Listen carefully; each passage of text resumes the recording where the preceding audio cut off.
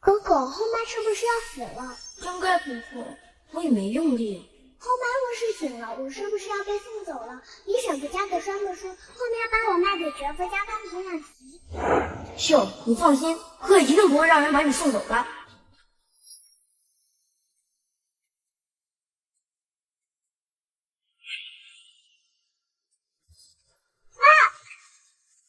这是哪儿？我一定还没睡醒。哎呀，吃饱喝足，果然灵感就来了。下楼扔个垃圾，再来奋战到天亮。好长时间不用在家伺候你，你却背着我在外面偷人，你是不是人呀？你是不是人？我不回去，就是了。你个死渣男！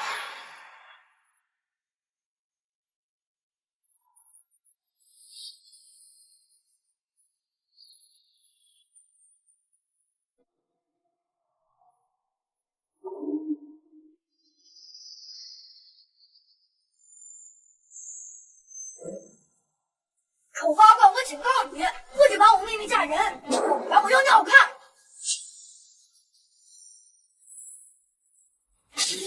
娘，以后她就是你们的娘了，你好好照顾他们。这是穿越了？不是吧？我就下楼扔个垃圾而已啊！月妹子在家吗？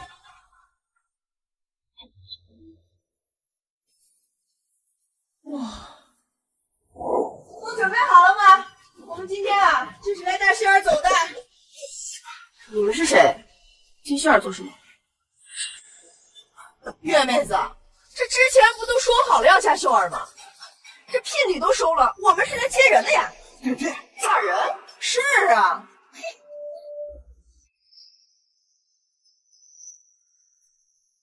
那女孩才6岁，这是犯法的。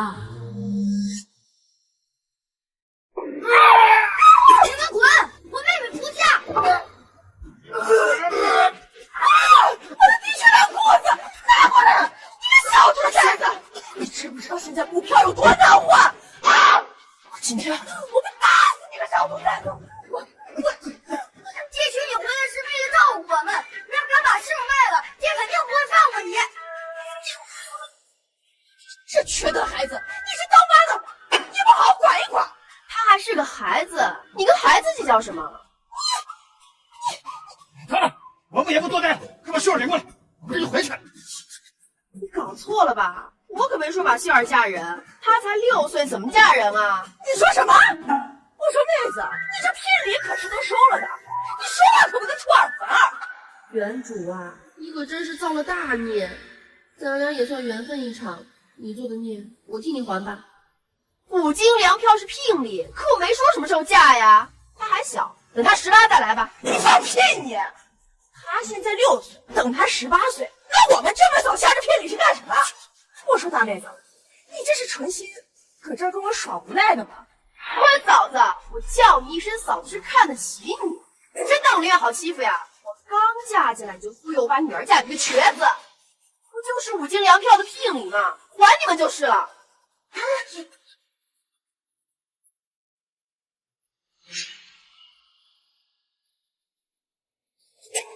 现在请你们离开，我家不欢迎你们。什么？好你个李月，你也不打听打听我下回是谁？刚嫁到我们村，就敢跟我在这耍无赖。今天秀嫁也得嫁，嫁也得嫁，秀嫁也得嫁，嫁也得嫁。哎，你们想干什么？妹子，是你先不低头。放开我妹妹！你个臭小子，谁？你这猪！就你这！认识混，认识混！嫂子救我，嫂子！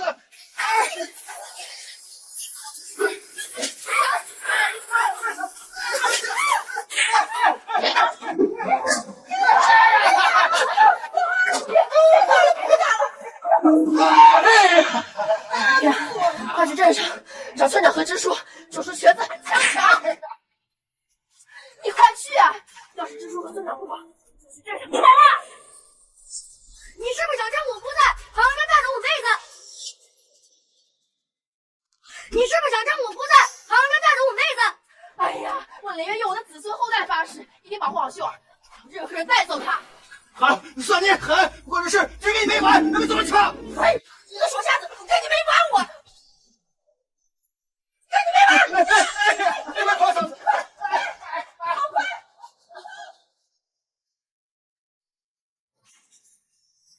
丽丽，你敢抖他们，我就会相信你，他们全都是你招的了。我们家穷，青山常年在外不回家，去年都是我替他打的针，委屈你了。我是不行了，现在唯一担心的就是这2个孩子。娘，你放心，我一定照顾好他们。冬天，秀儿，快叫娘，以后她就是你们的娘了。娘，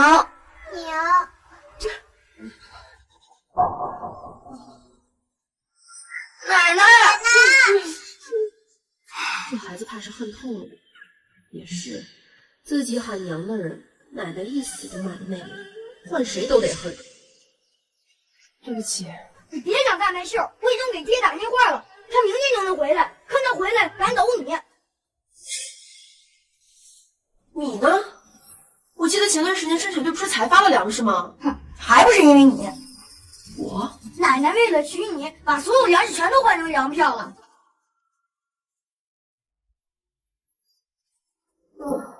家徒四壁，还真是开局一个晚了。怪不得那女的喊我熊瞎子，原主不会是个瞎子吧？什么情况？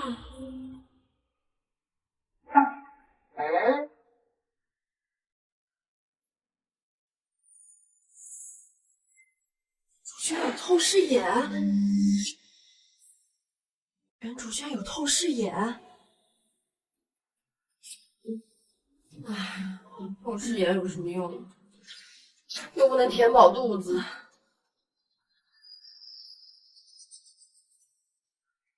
说不定真的能。丑女，你要干嘛？是不是要把我妹子嫁给谁？这次不嫁你妹子，嫁你敢不敢？因为我怕你呀！不嫁我妹子，什么都敢。行。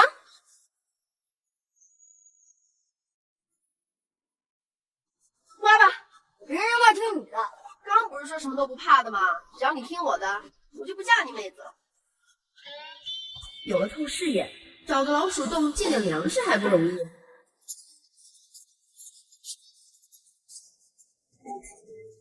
是勇士，怎么样？你好厉害！只是瞎猫碰死耗子而已。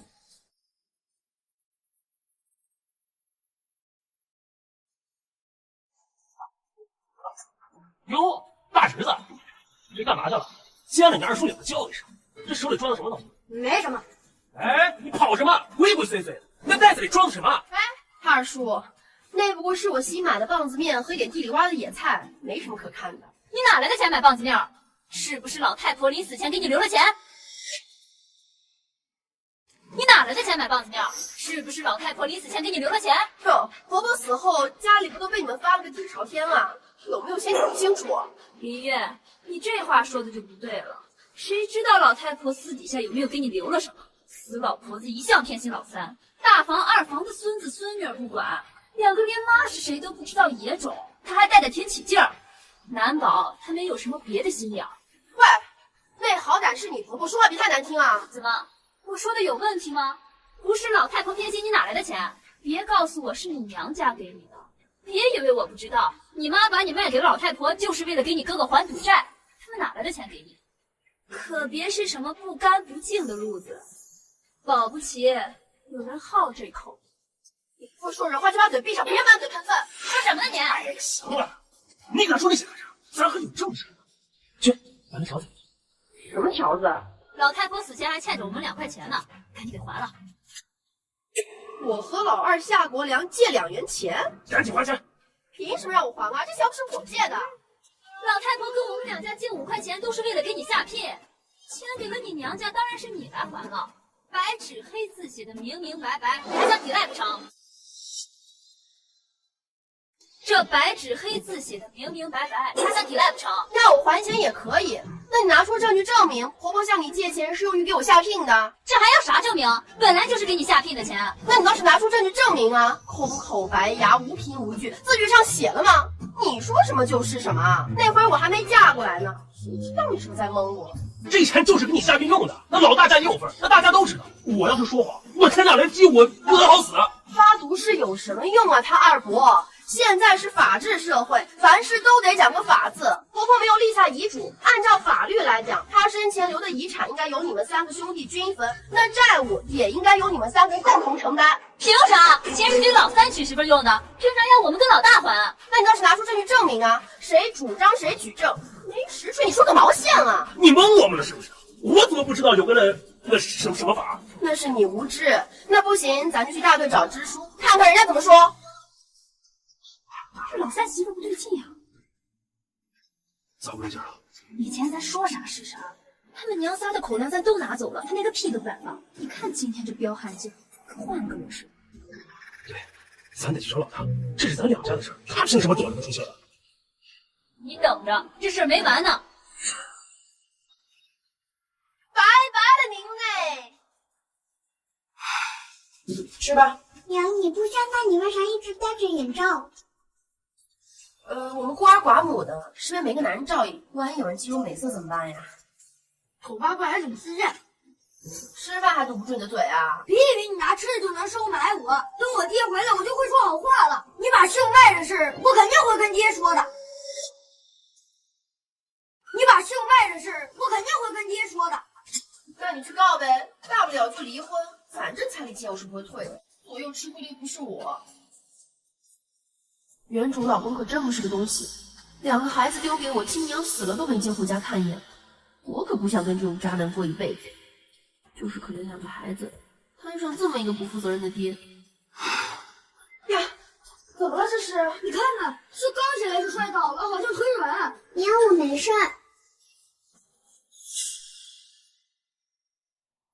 事儿咋样了？秀儿肺部怎么会有一个黑点儿？二伯，你小口上有个黑眼。是吗？小孩子家的别胡说。我没胡说，我这看到了。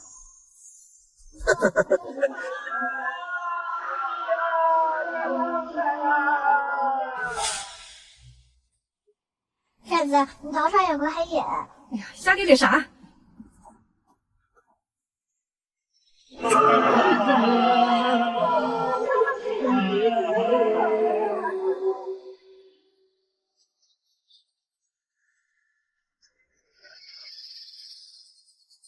小梅，我们一起去橡皮筋儿。娘说了，你是恶鬼，专门索命的，不让我跟你一起玩。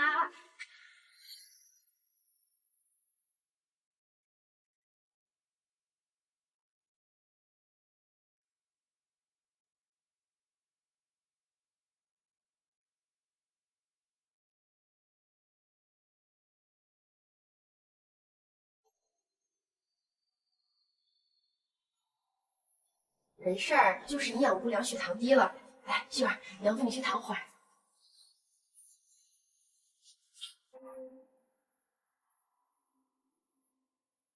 怪不得原主要把秀儿卖掉，透视眼在这个年代属于怪物，养成原主自卑懦弱的性子，把秀儿卖掉，影响着秀儿有饭吃，能养好病。唉，且不说秀儿的肿瘤是良性还是恶性，这么大的孩子还得长身体，天天喝玉米糊也不成啊！想办法给他补充点营养。不过这个年代买肉还要肉票，况且就算有肉票，我也没钱啊。有什么地方能弄到肉又不用花钱呢？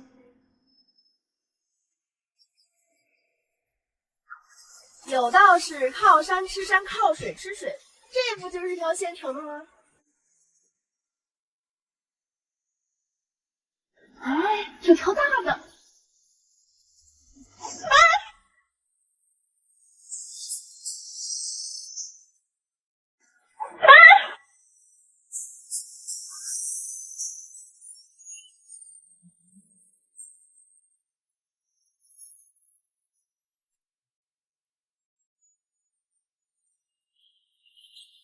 这也太 man 了吧！你没事吧？啊，没事，那个，谢谢你啊。你是夏家村的，之前怎么没见过你？嗯，我是刚嫁进来的。你在这抓鱼？嗯，家里穷，孩子身体弱，我抓点黄鳝给孩子补补身子。黄鳝可不好抓，我帮你。不用。哼，小心！这看着水浅，你很深，还是我帮你。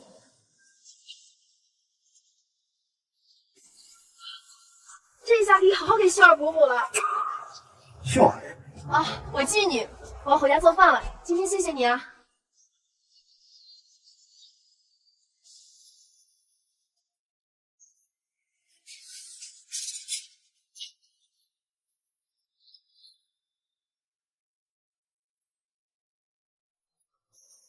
要是我家的男人也是这样的，该多好啊！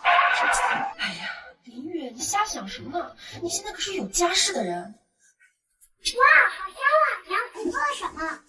说了脾气，快洗手，准备吃饭了。熊瞎子，你给我出来！公子，你保护好妹妹，千万别出来。公子，你保护好妹妹，千万别出来。看见了没？我们哥几个今儿都来了，咱们的账今天得好好算算。算什么？我上次说了，退婚聘礼还，你还想怎么样啊？呸！你说成就成，说退婚就退婚，那我下学子的脸往哪儿放？我管你往哪儿放！你要是敢抢人，我就去报案，告你们拐卖儿童，到时候让你牢底坐穿，还有你们几个全都是共犯。小傻子，少唬我了啊！他可是我花钱买来的童养媳，我们的家务事我这也管不着。你个法盲，童养媳国家根本就不认，你们扯证吗？开介绍信了没啊？一样都没有，国家根本就不认。大哥，你跟他废什么话？先去抢就完了。咱们这么多人，还怕他个娘们儿？咱这几个动手！谁敢？下去！哎！不许让我妹妹了！姐，快去大队长支书！好。哎呀，我也掺和成一口都让人说你啊！今天有我在，我看你们谁还能笑啊！下人说有我在，不让任何人上外去。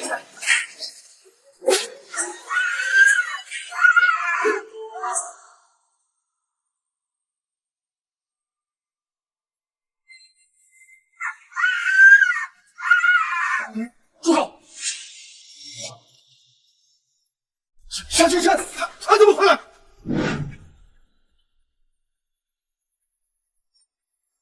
你就是夏启山。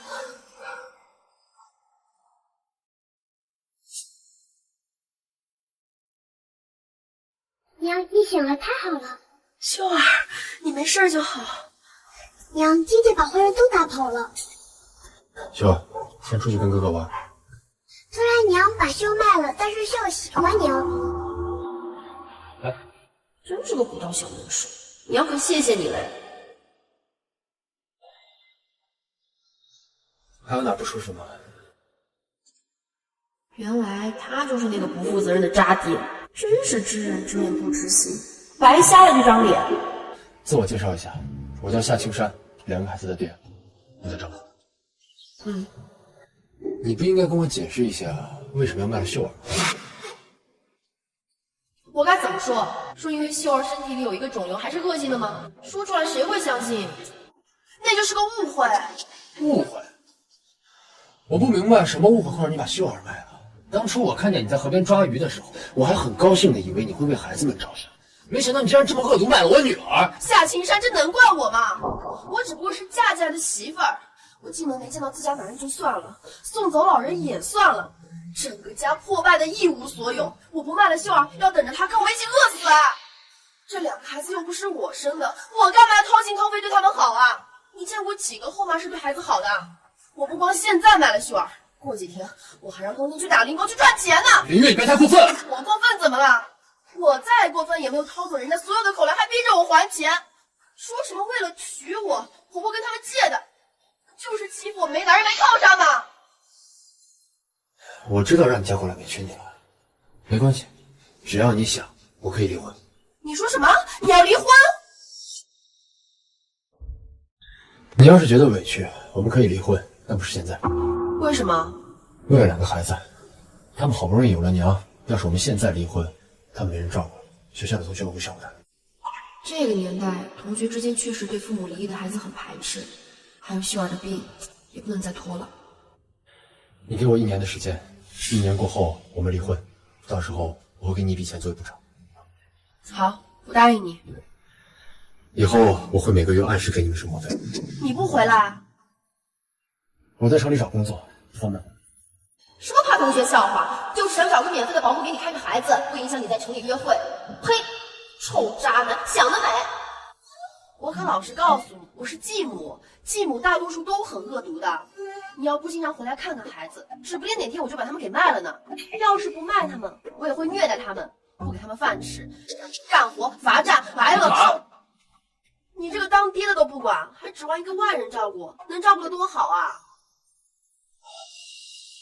以后每隔3天我会回来住1晚。夏雪子的事儿我已经解决了，也不用担心她再来找麻烦。明天我要回城里。这是5斤粮片，20块钱，算是你们的生活费。你真是不当家不知柴米油盐贵呀！你这么一点点够谁吃啊？一个人一天也要1两半的米面了，就算孩子们吃的少点，一个月也起码得9斤粮票了。就这么年纪，你要饿死谁啊？队里不是还分口粮吗？我已经问过了，半个月分1次，还有5天就要分口粮了，加上这些粮票，够你们吃1个月。我从嫁进你们夏家村就没见过口粮长什么样。什么意思？这还用问吗？你这个户主不在，每次分口粮的时候都是你大哥去的，我是一点口粮也没见着。不但如此，还把家里仅剩的一点口粮全给拿走了。大哥他怎么能这么干？这算什么呀？还有你那二哥，把家里的东西全部刮走走了不算，拿着你娘写的欠条上门来逼我还钱。这一家是想逼死我呀！这件事情我会给你一个交代的。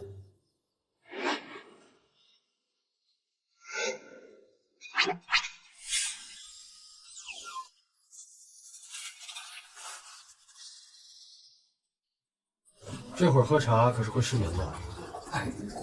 那个老三，你回来的正好。那个今天同学出来找我了，说是这3弟妹都嫁过来1个多月了，口粮都领了1次了，就是没去生产队干活，大家伙都有意见了。哎，大哥，你这话我可就不爱听了。生产队我又不是没去过，可你嫌我又笨又蠢，去了啥也干不了。我们可没有诬陷你啊，你自己又胖又笨，这是事实。哎，我胖怎么了？吃你家大米啦？相反，婆婆死了，家里剩的那点口粮你拿去哪里了？口粮不给吃一口，还让我去干活，凭什么？哎，弟妹，你说这话就不对了。华他奶走的时候，那都是村里人忙活给办的，那是真金白银花出去的，要还的。你是个外村人，对你啥也不用还，那我们也不用还吗？那华他奶留下的那一点口粮，我们拿回来，日后是要还人情的，不是这个道理吗？夏青山，你看见没？这就是你的家人，这是存心想饿死我们娘仨啊！我看不如现在我们就离婚，回头冬天给你大哥，秋儿给你二哥，你再自己找个媳妇生一个自己养，皆大欢喜啊！老三媳妇儿，你说的是不是人话呢？那老三的娃凭啥让我们养着？我怕你们吃相太难看，我得给你们兜着呀。孩子回头送到你们那儿，以后你们分口粮，找老三要伙食费，这不是名正言顺吗？多好啊！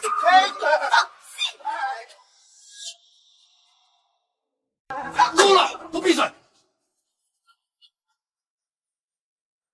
哟，都在呢。哎，靠！哎呀！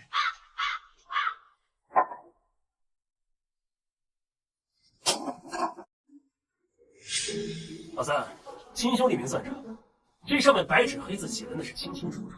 当时你娶媳妇那5块钱，可是娘从我这儿还有老大那儿一块儿拿的，这账你认不认？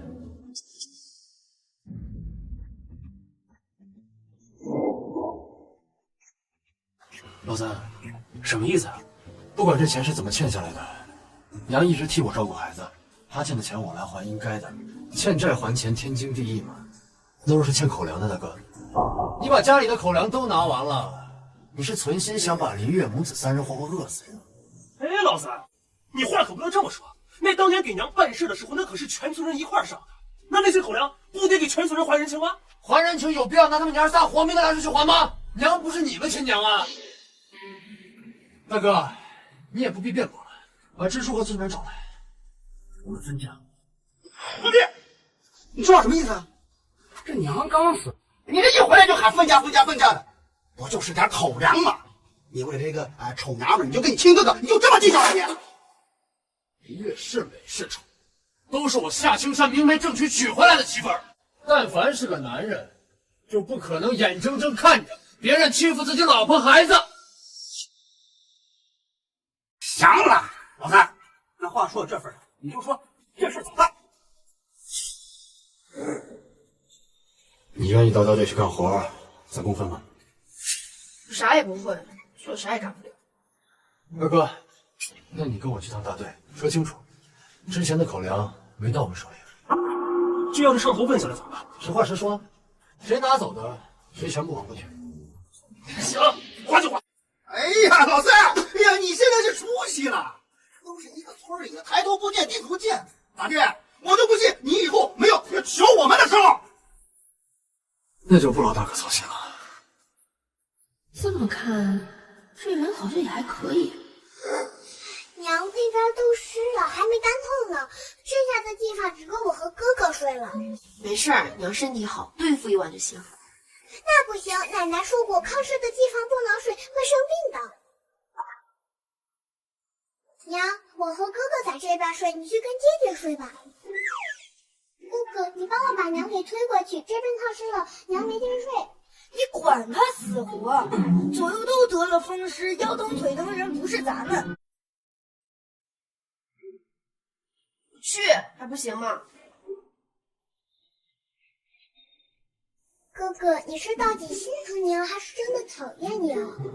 鬼才心疼他，死了才好。男孩子的心思真难懂。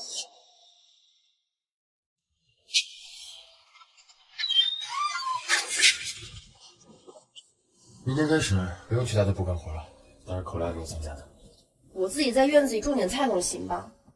行，但我可没工夫帮你，我1个月挣1天休假。没事儿，我自己能行，实在不行还有冬天呢。冬天还是个孩子，男孩子得穷养，锻炼得从小开始。再说了，我可是后妈，要是不让继子干活，怎么对得起我恶毒继母的人设呀？过几天我回来抽空种了。我那间屋子前2天下雨，炕湿了，我这2天都是睡着。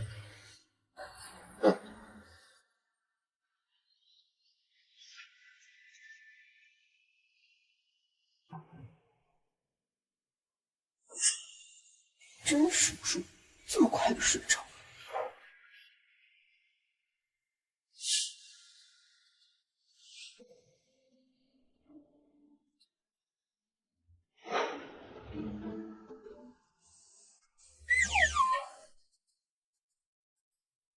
放手！谁敢带走我闺女？都给我放手！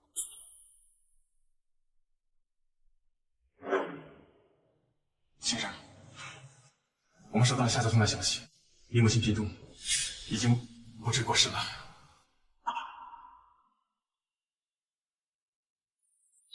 什么时候的事？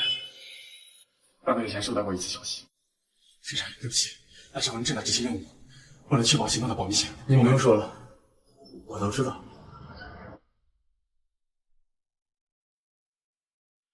先生，你这是？这些年我一直在外面，没有好好孝顺我娘。我本来打算执行完最后一次任务就回去见小的。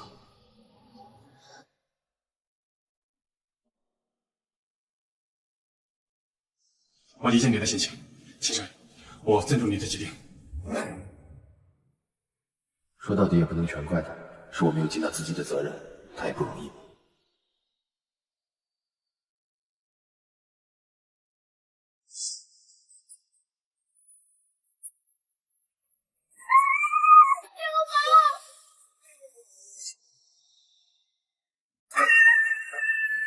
喊什么呀？你说谁是流氓？睡懵了，忘了咱俩已经结婚了。是你半夜自己滚过来的。抱歉啊，我睡觉一直不太老实。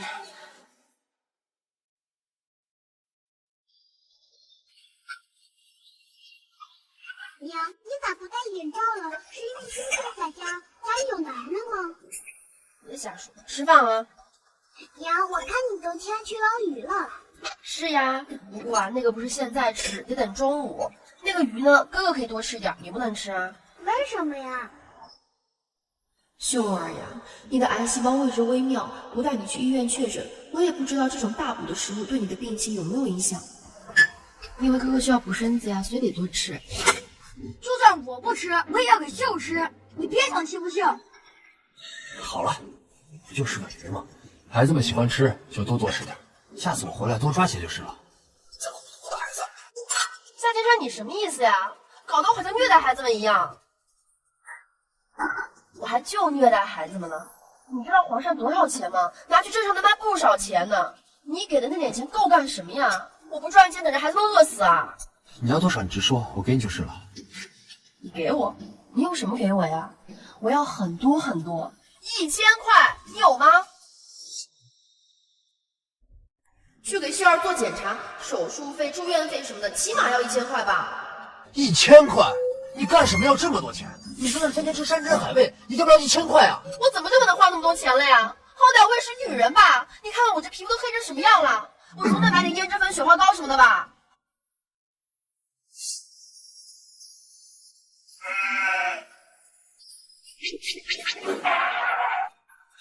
你还是消停点吧啊！买什么化妆品不行？那就算不买化妆品，还有营养品呢。燕窝、海参太贵的买不起，起码得买点麦乳精、全脂奶粉什么的吧。这样算来得不少钱呢，1000块都未必能够。你有？咱们什么家庭啊？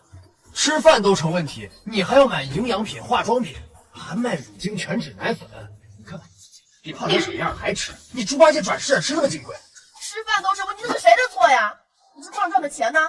我可是都听说了，矿上包吃包住至少10块，1个月就是300，一年算下来得3600呢。我问你，都去哪儿了？娘说这个女人不识字，脑子也不咋灵的，这数学倒是学得挺好。问你话呢，钱呢？够了！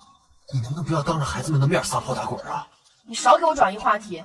你在矿上工作了1年，就拿回来这么点钱，你是不是都给哪个狐狸精了？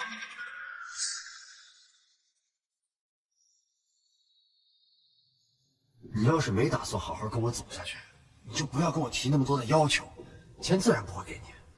什么时候你真的打算跟我过一辈子了，别说钱给你了，到时候就连我整个人都是你的。夏青山，这不会是要打算跟我过一辈子吧？我上班去。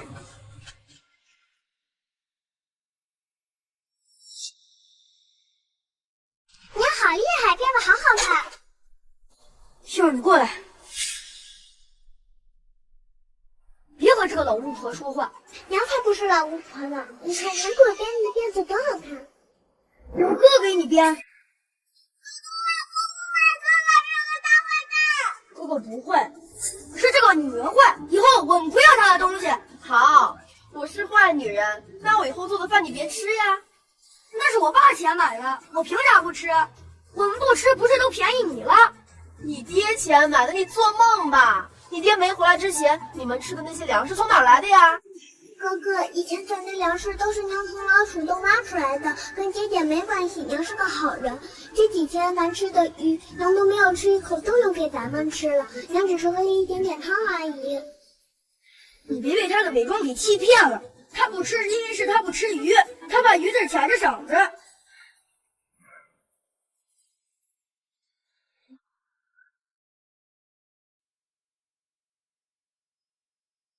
秀儿，我跟你说，那女人不是好东西。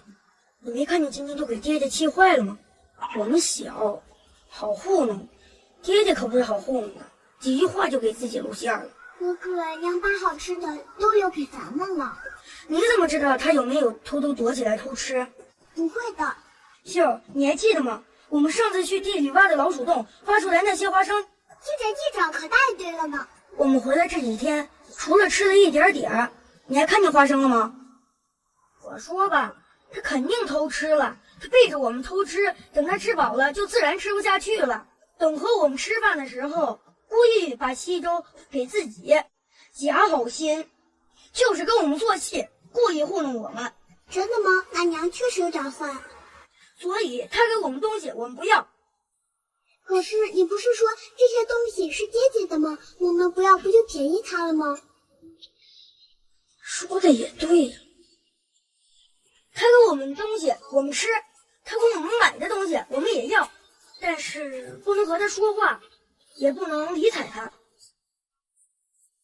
你听见了吗？听见了，可是娘就在你背后。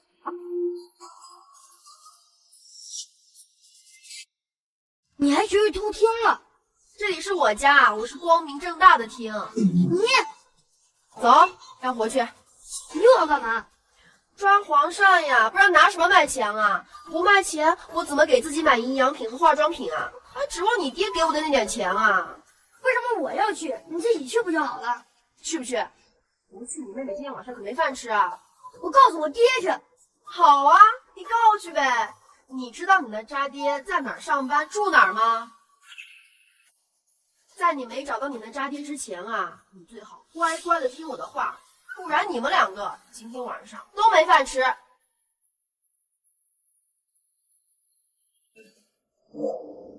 那熊瞎子的命可真好，听说青山在城里找了工作，赚了大钱。他现在妈呀，大队的活他都不干。哎，春花，我听说当初我婆婆先看上了你啊，是你爹娘嫌弃青山没钱不答应，可惜呀，要不然现在享福的可就是你喽。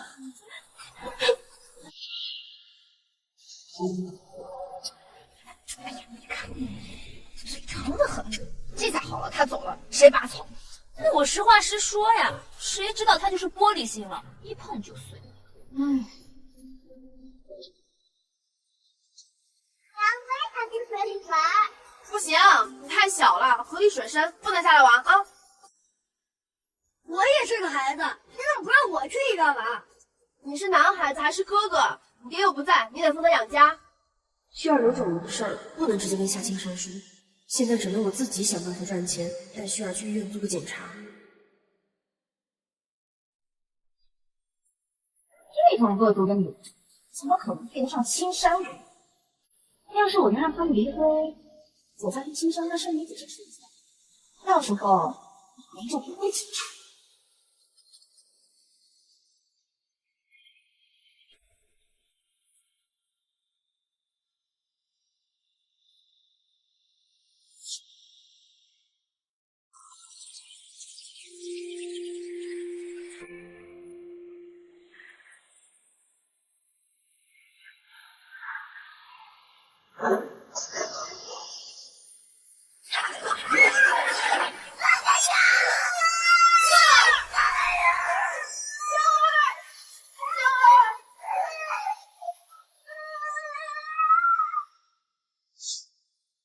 秀儿，娘不是跟你说过吗？不要下水边玩。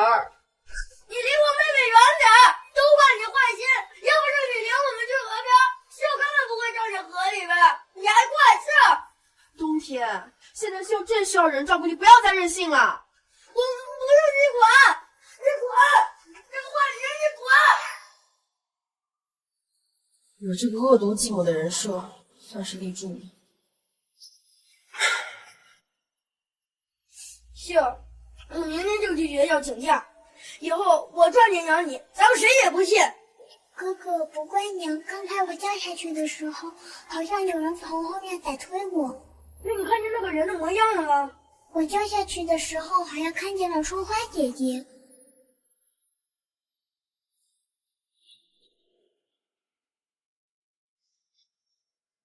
喂，秀儿，你哥哥呢？你是杀人凶手，是你害了我妹妹！哎，你个臭小子，你胡说什么呢？我女儿还没嫁人呢，你这么胡说八道，我女儿的名声还要不要了？是他推我妹妹下水的，我去大队告你们！哎，你给我回来！哎呦，马上赶快来，出人命了！快让快来啊！他是杀人凶手，你们全家都是杀人凶手！臭小子，不让你胡说八道，滚开！住手！不让你胡说八道，滚开！住手！我看你们谁敢动我儿子！是他把我妹妹推下水的，这现在这里只有河边才有拉草死。我是去过河边，我去河边转转不行啊？你胡说！我女儿怎么可能干这种事儿？你当妈的也不管管她，就看着她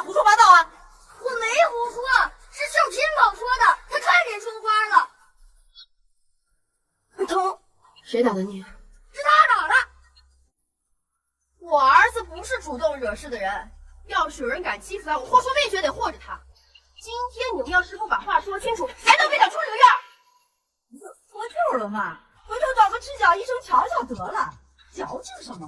我儿子还就是矫情了，你们得带他上医院去镇上拍片子的那种，要确保他一点后遗症也没有，费用你们全出。哟，你儿子是镶了金边了。我儿子还就是镶了金边了，不仅所有医药费你们要出，还要出营养费和误工费。误工费？他一个小孩都没上工，哪里来的误工费？我说有就有，他明天就要上学，这样他怎么上课呀？要是这几天耽误了他考大学，你们负责吗？你这是讹人！这讹你了咋了？要不你们随便出来个让我打3下，今天这事儿就算完了。我也不追究你们打伤我儿子，你们被我打伤了也别来找我。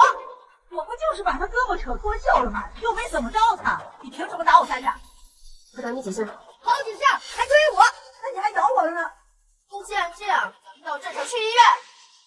石山媳妇，你别太过分了啊！你听咱这是要不要回的？就凭我是希尔和冬天的娘，你们推我女儿下水，还打伤我儿子，今天这事儿是说不清，跟你们没完！二大爹，你往后退啥呀？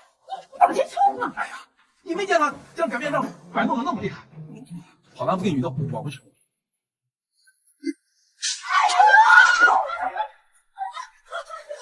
你们婆婆也凭什么打我？打你咋的？谁打我儿子？你个丧心病狂的婆婆！报警！报警好啊！等警察一来，去河边提取协议，再对比水里的花纹和大小，就知道谁是我女儿下的水。报警就报警，你染污了我女儿，我跟你们没完！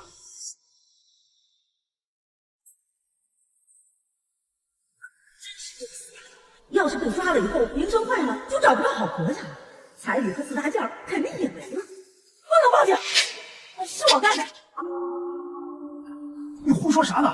哎呀，我就是看着春花老婆眼泪，给她出口气。你糊涂啊你！案子破了，咱们也该算算账了。你们是想公了还是私了啊？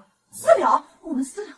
行，秀儿被你们推下水，还有我儿子被你们打，所有的医疗费、营养费、精神损失费加起来100块。啊？你怎么不去讲呢你？我女儿才6岁，你媳妇儿那么狠心把她推下水，要是我女儿有个3长2短，你拿什么赔？我没钱。怎么的？想赖账啊？赖什么账？谁家会放着那么多钱？没有。没钱也行，算我借你的，你给我写欠条，每天按3分利算好了。你当着孩子的面这么讹人，要脸不要？别给我废话，要么给钱，要么写字据，要么让你去坐牢。要脸的脸能当饭吃啊！我发现亲家媳妇是很不要脸，但是比起那些道貌岸然的人强多了。我咋就有点稀罕她了呢？可不是，看了都看了的直白，让你无话可说。谁叫春花家的媳妇儿？你简直是小瞧亲家媳妇了，真彪悍！哎呀！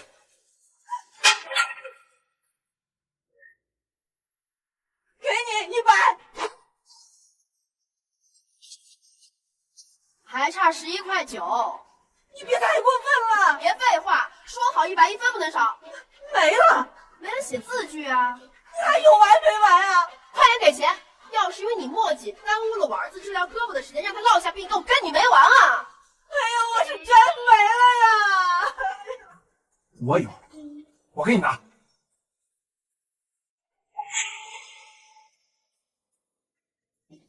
你哪来的钱？你怎么会有这么多钱？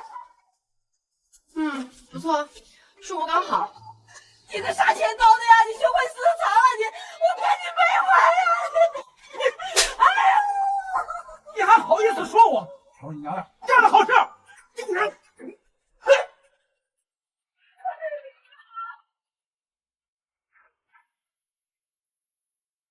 来，我带你去看胳膊。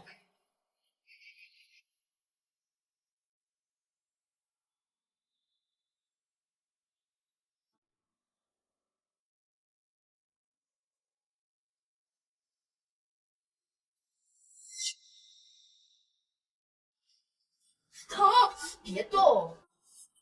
知道疼，知道钱错哪儿了吗？我没错，我是给妹妹报仇。报仇？要不是我去，你2只胳膊都废了，也未必能报仇。要是真花家再狠一点，他们能杀你灭口，你信不信啊？你胡说！你就是故意来吓唬我！吓唬你？人心是最复杂的东西。在今天之前，你知道有人会把你什么事情也没有做错，啥人也没有得罪的妹妹推下河里吗？冬天，以后无论发生什么事情，都要尽量保持冷静，想好对策再做决定，不然吃亏受伤的永远都是你自己，明白了吗？你懂得还挺多。那当然了，我吃过的盐啊，比你吃过的米都要多。喂，别以为你今天救了我，我就不讨厌你，我还是一样讨厌你。我知道，所以呢，你得赶快好起来，然后努力超越我，不要只是嘴上说说，明白了吗？我儿子不是主动惹事的人，要是有人敢欺负他，我豁出命绝得护着他。离婚，这种女人你就应该马上跟她离婚，还立什么约定啊？说到底啊，还是我这个做儿子、做父亲的没有尽到责任。雪山，这事怎么能怪你呢？你当初回不来，那不都是为了上面的任务吗？但是有再多的理由，他说的也都是事实，我不能推卸自己的责任。以前的事情就算他有苦衷，那以后呢？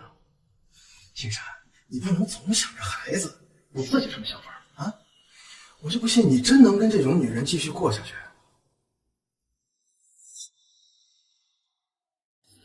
与其你在这儿操心我，不如好好操心操心服装厂的事儿。市场那边反馈说是咱们的衣服款式太过老旧，我打算找几个好的打版师傅，你上点心，多留一留。包在我身上了。走。我们这不收鳝鱼，没人爱吃这玩意儿，土腥味太大。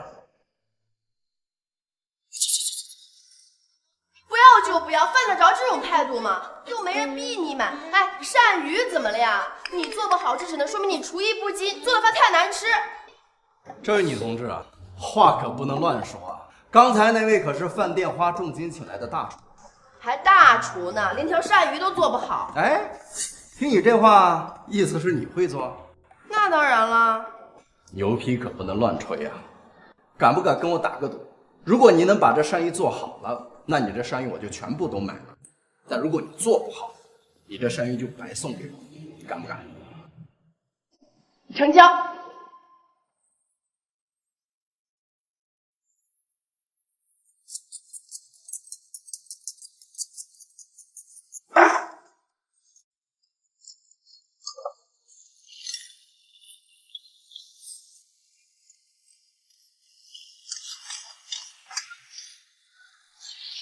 哎，老板你也是，这一看就是农村来的乡巴佬，一辈子没吃过啥好玩意儿，但凡有点荤腥儿，他都觉得是好的。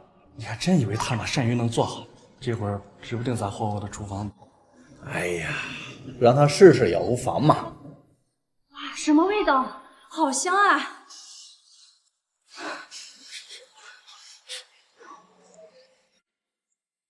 去看看。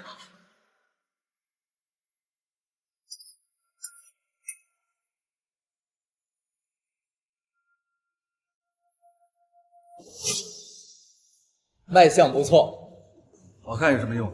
吃到嘴里一样腥。腥不腥的，尝尝不就知道了。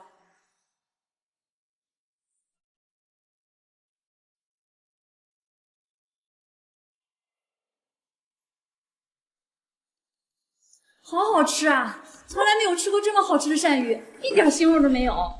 麻辣鲜香，好，好啊！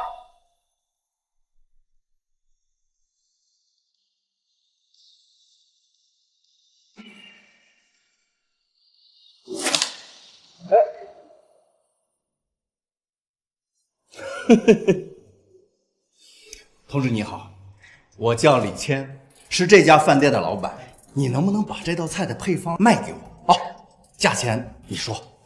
不好意思，这配方啊，我不卖。只要您肯卖，价钱好商量。李老板，你先听我把话说完。这配方我不卖，但我可以免费教您做法。我是做生意的，我知道天下没有免费午餐这个道理。李老板果然是聪明人，那我也不兜圈子了。这做法我可以免费教您，但条件就是今后您店里的鳝鱼必须从我这里购买。妹子这是想垄断我们店里鳝鱼的供应啊？那你可得考虑清楚。如果说这道菜卖不出去，那你可就得不偿失了啊！我对我自己的手艺很有信心，当然了，我也相信李老板您的眼光。我的眼光？李老板，您既然能提出随意让我开价，那您一定很清楚它能给饭店带来的利益。我虽然不懂做生意，但我知道李老板既然能开得起这么大一家饭店，您一定不会做亏本的买卖。哎呀，你这还叫不会做生意呢？好，你的要求我都答应了。今天我领先，招待你这个朋友了。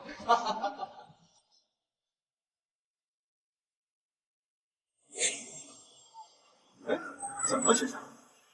林月，林月，哦，他就是林月啊。哎，他怎么从星星饭店出来呀？这星星饭店可不便宜啊。你说你每天辛苦赚钱养家，他倒好，拿着你的钱扔下2个孩子不管，到城里一个人花天酒地的挥霍来了。你之前还说什么你娶了人家就要对人家负责，你看看他这种人是人丑心黑，还贪慕虚荣，哎，他配吗？我今天啊替你教训教训他，好好教训教训他。哎，算了，先去办公司的事。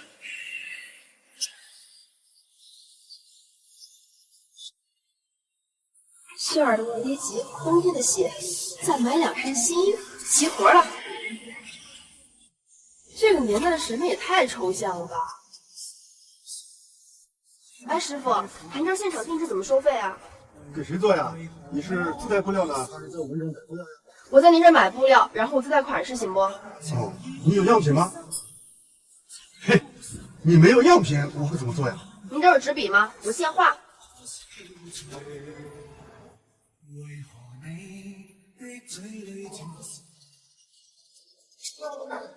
走。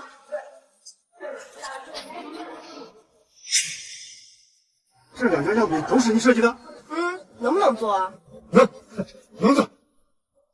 这是2个孩子的尺寸，你照这个做就行。10天后凭票取衣服。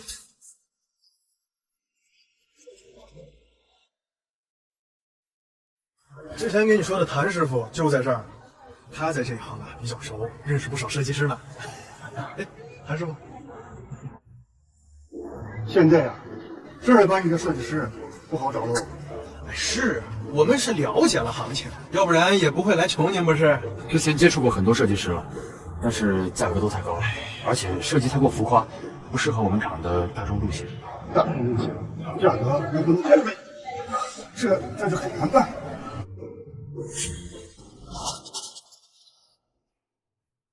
这就是我要的风格，您画的？不，不是我画的。那这是哪位设计师的作品？能否帮我引荐一下？这位啊，他不是设计师，他是来我这儿做衣服的顾客，自己画的图纸，我瞅着不必专业的设计。喏，人家前脚刚走，这就衣服来了。那他什么时候回来取衣服？10天以后。10天。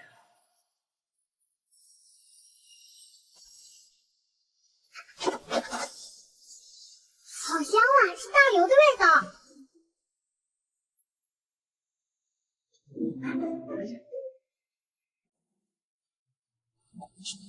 这是娘给你的。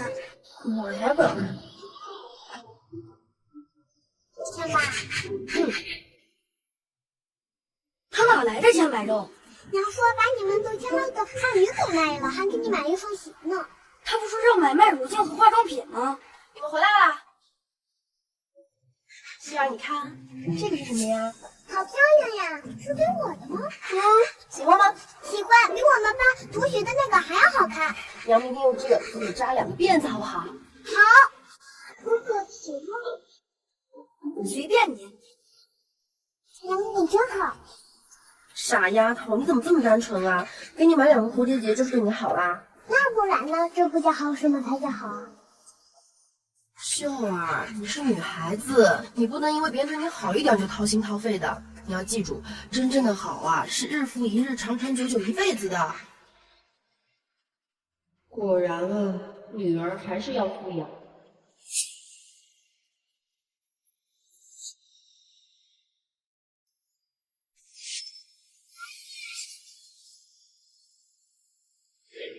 妹子，你是不知道，你那道麻辣鳝鱼现在卖的有多火啊，桌桌必点。这一到了饭点吧，我这饭店就找不着空桌子了。下回你再多送点鳝鱼过来啊。成啊！这是你女儿和你儿子？是啊，周末了嘛，带他们来城里转一转。那可真好。只有 X 光吗？没有 CT 吗？你是来捣乱的吧？我知道 CT， 你咋不上天呢？医生，我是要给孩子做个检查筛查癌细胞的 ，CT 是最清晰的。我都没怕花钱，您怕什么呀？没有，别说我们这样的小城市，你就是去京都那样的大城市，也一样没有。我们国家目前还没有这样的机器，明白吗？糟了，我怎么给忘了？这个年代 CT 根本还没有普及呢，还得再想其他办法。娘，我们还做检查吗？不做了，今天啊难得进城，娘带你们好好玩玩。哎，对了，娘在百货公司呀给你们做了2身新衣裳，娘带你们去拿新衣裳。太好了，我们要新衣服啦！癌症早期 X 光是没法发现的，这么乖巧可爱的女儿，我该怎么做才能救你？从这边拐个弯就到了，一会儿就有新衣服穿了，好不好？不就是一个设计师吗？有必要这么一大早来这儿等着吗？等人来了，让老谭打个电话就行了。不，这不一样。哦，对了，我之前约了人谈事情，我去打个电话，你在这等着。行。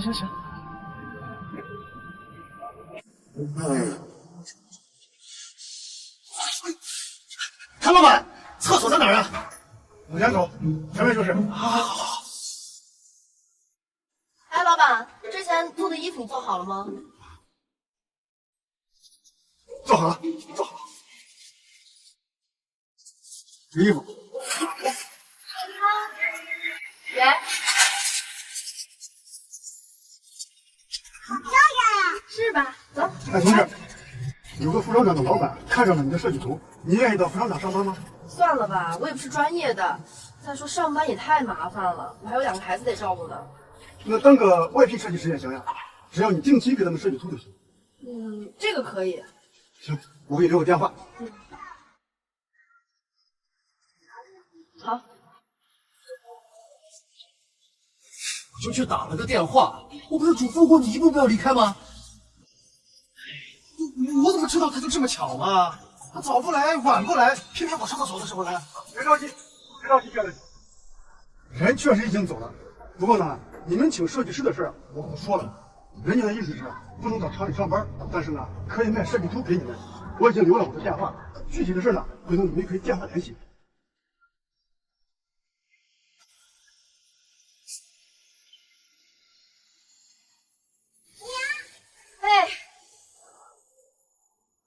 我们说好的，大的3分，小的1分，可不能赖账啊！我当然不会赖账了。不过就这么一会儿功夫，你抓了这么多条鱼，怎么做到的？是哥哥的同学抓的。我用3斤1分钱的价格从他们手里收回来的。嘿，莫非这小子就是传说中的商业奇才？小小年纪就深谙剥削之道。哎，记住了，太小的我可不要。知道。娘，为什么太小的你不要啊？你听说过靠山吃山，靠水吃水这句话吗？听过，是学校老师教的。不管是山里的猎户，还是海边的渔民，都有一条不成文的潜规则，那就是大着肚子的猎物不能要，太小的幼崽也不能要，只有这样才能源源不断，生生不息。我知道了。行了，你们把鱼带回去，回家写作业去吧。娘一会儿回去给你们做饭。好。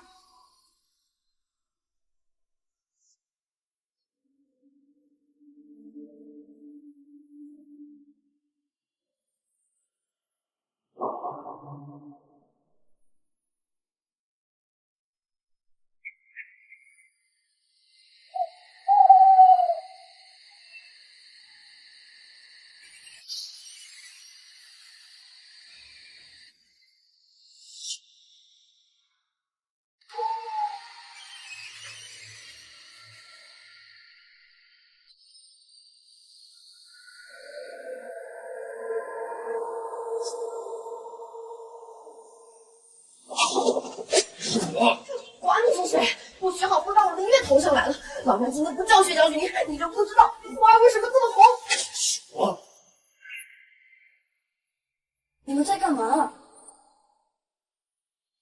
冬天，快去拿唐大夫给他点酒。哎，不用，小伤没事。不行，必须上药。你不处理伤口，就等于在给孩子树立一个坏榜样。以后他们受伤了，是不是都不用处理伤口了呀？快去！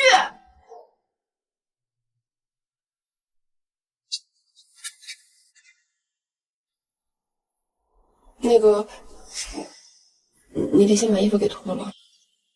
好。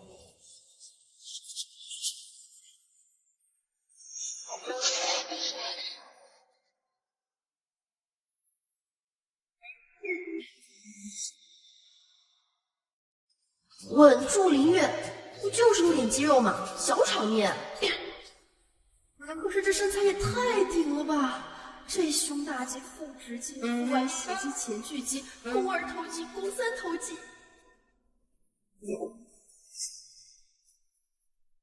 不需要上药吗？哦。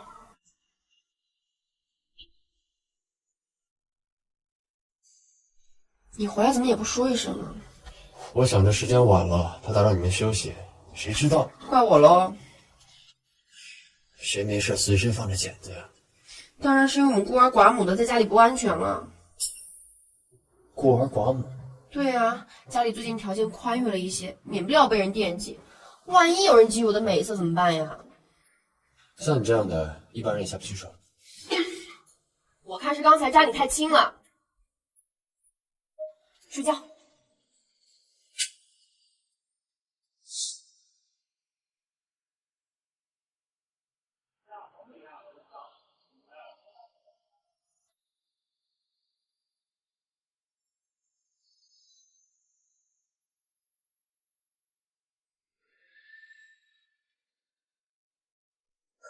姐，娘怎么看起来不高兴的样子？我怎么知道啊？分明挨打的是我，他倒还不高兴。哎，秀儿，最近几天爹地不在家的时候，后妈对你们好吗？还好，娘带我们去了城里，去了百货大楼，还去了动物园看狮子和老虎。也算他心里还有孩子呢。这得花不少钱吧？这次回来钱也不多，再给他们留着。应该吧，娘还带我们去了饭店吃锅包肉，是酸酸甜甜的，可好吃了。娘说我们现在能挣钱了，但该花一笔花，娘还给我们买了新衣服、新鞋。赚钱？对，赚钱。娘抓鳝鱼去城里卖，上次还卖了20多块呢。我们3、4天都会去给饭店里送一次鳝鱼，每次最少也是10块。给饭店送鳝鱼？对。原来他去饭店是为了卖鳝鱼。去玩吧，去。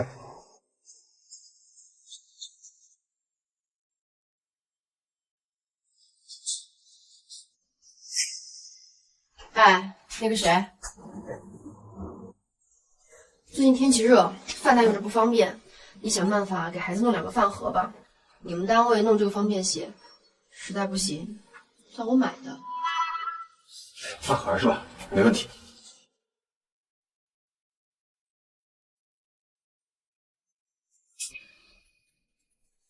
我都听秀儿说了，这段时间谢谢你对孩子们的付出。按理说这些事儿都是我这个当爹的应该做的，之前错怪你误会了，我这么做不是为了你，我把孩子们养得白白胖胖的，是为了以后更好的奴役他们。总之，谢谢你。还有，我有名有姓，不叫那个谁，直接叫我青山，或者家里的孩子爹都行。哦，那个谁，你看看给孩子弄2只小狗回来吧，最好是黑背什么的，要是没有，随便什么都行。我想办法。你能不能跟我解释一下？昨天你说孤儿寡母，不然我要怎么形容啊？守活寡，之前说好3年回来一次的。最近厂里回不来就打电话到队里说一声，或者找人言语一声。你知道孩子望眼欲穿、眼巴巴等你回来是什么滋味吗？别跟我说你忙回不来这种鬼话，找人言语一声能费多大功夫啊！要是不信，这不信你没法子。想不回来就不回来，想回来就大半夜的往家里钻，你吓唬谁啊？耍手瓜怎么样？就你这种爷们儿，有没有你有啥区别啊？你自己说。有名有姓的，我呸！我叫起来都丢脸。以后你在我这儿就叫那个谁。现在给我滚蛋，该干嘛干嘛去，别在这儿碍我眼。活该，渣男！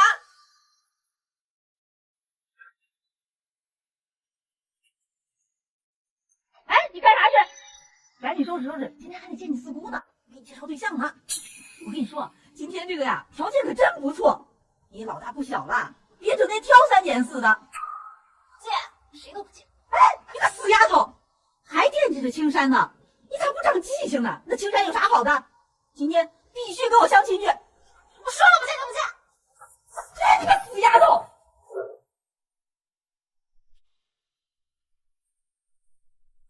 潇儿，潇儿，快！大队会有事找你爹呢，晚上支书让他去村里的粮仓一趟，你一会儿记得告诉你爹啊。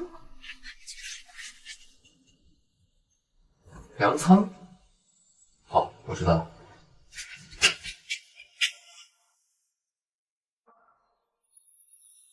我就不信，这生米都煮成熟饭了，青山还能不对我负责任？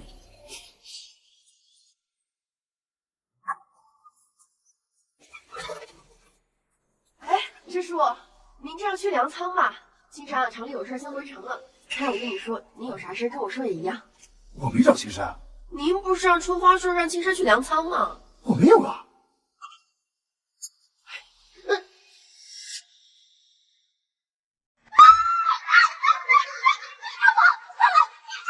骂谁呢？你把鸡巴扑上来，胡谁干嘛呢？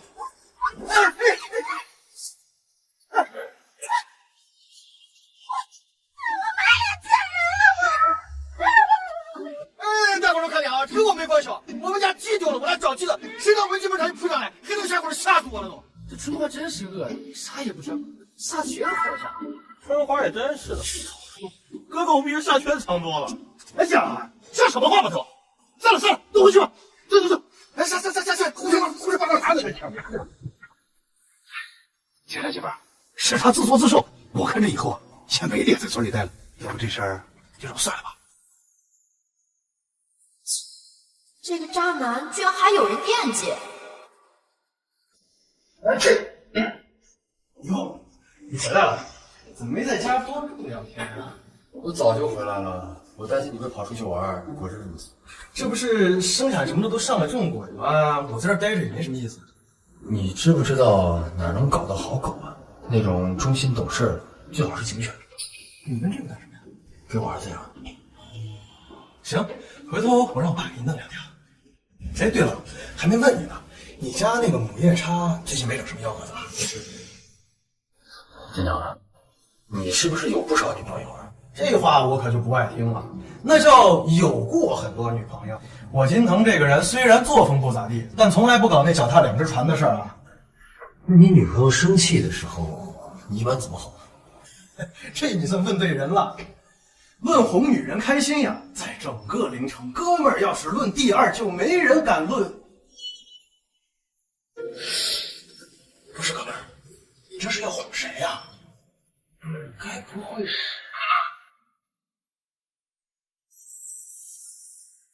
哥们儿，你这个想法可有点惊悚啊！都没问题吧？哦，对了，你的那个田螺啊，反响很不错，很多人预定了。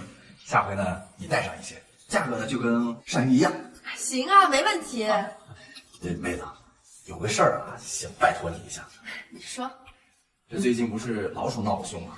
你嫂子单位呢有任务，每个人每个礼拜上交3根老鼠尾巴，要交不了呢，还得写大字报批评呢。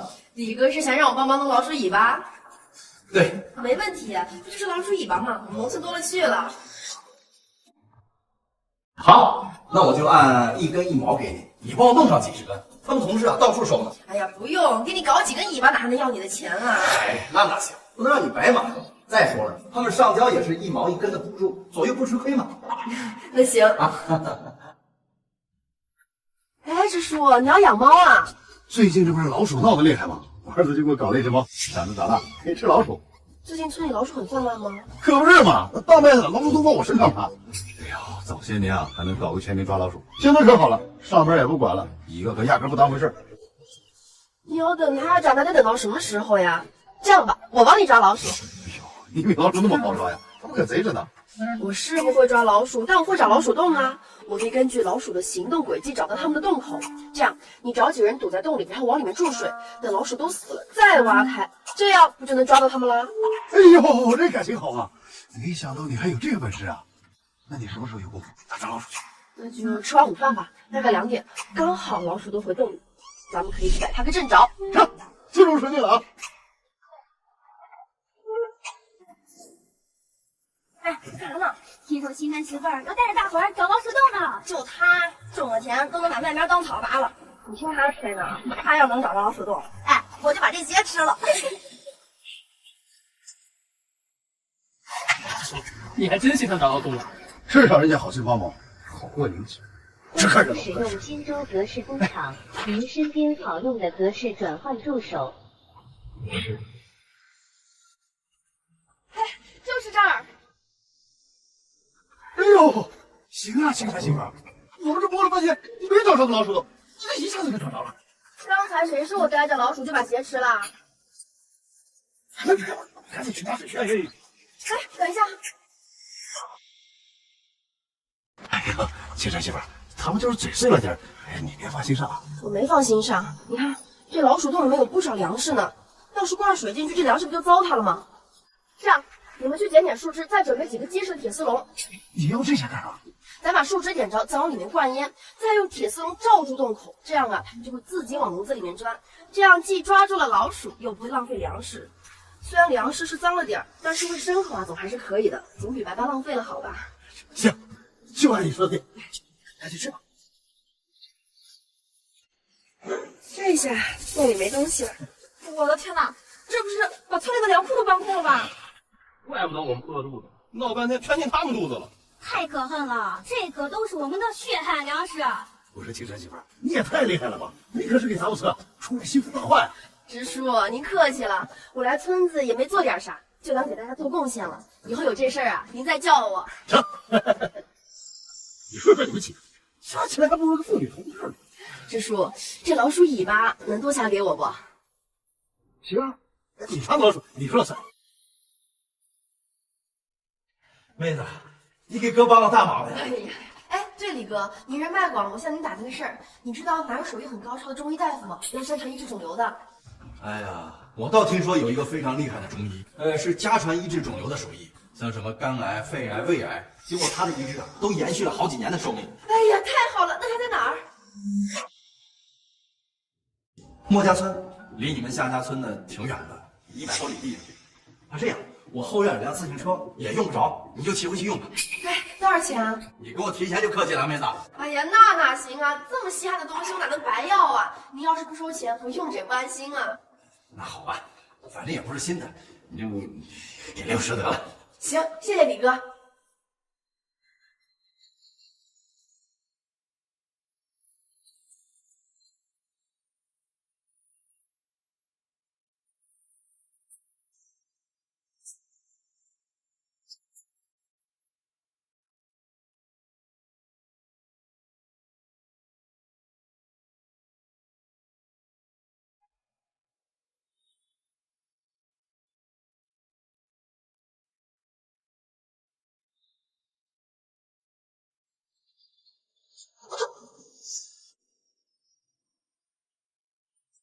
该死的混蛋，欺负到老娘头上来！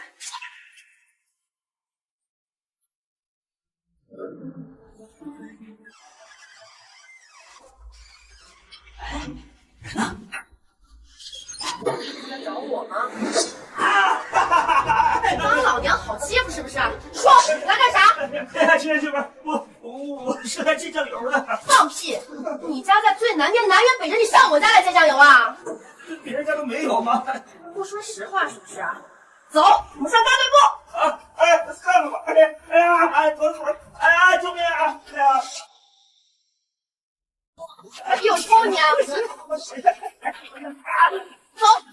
我再也不敢了。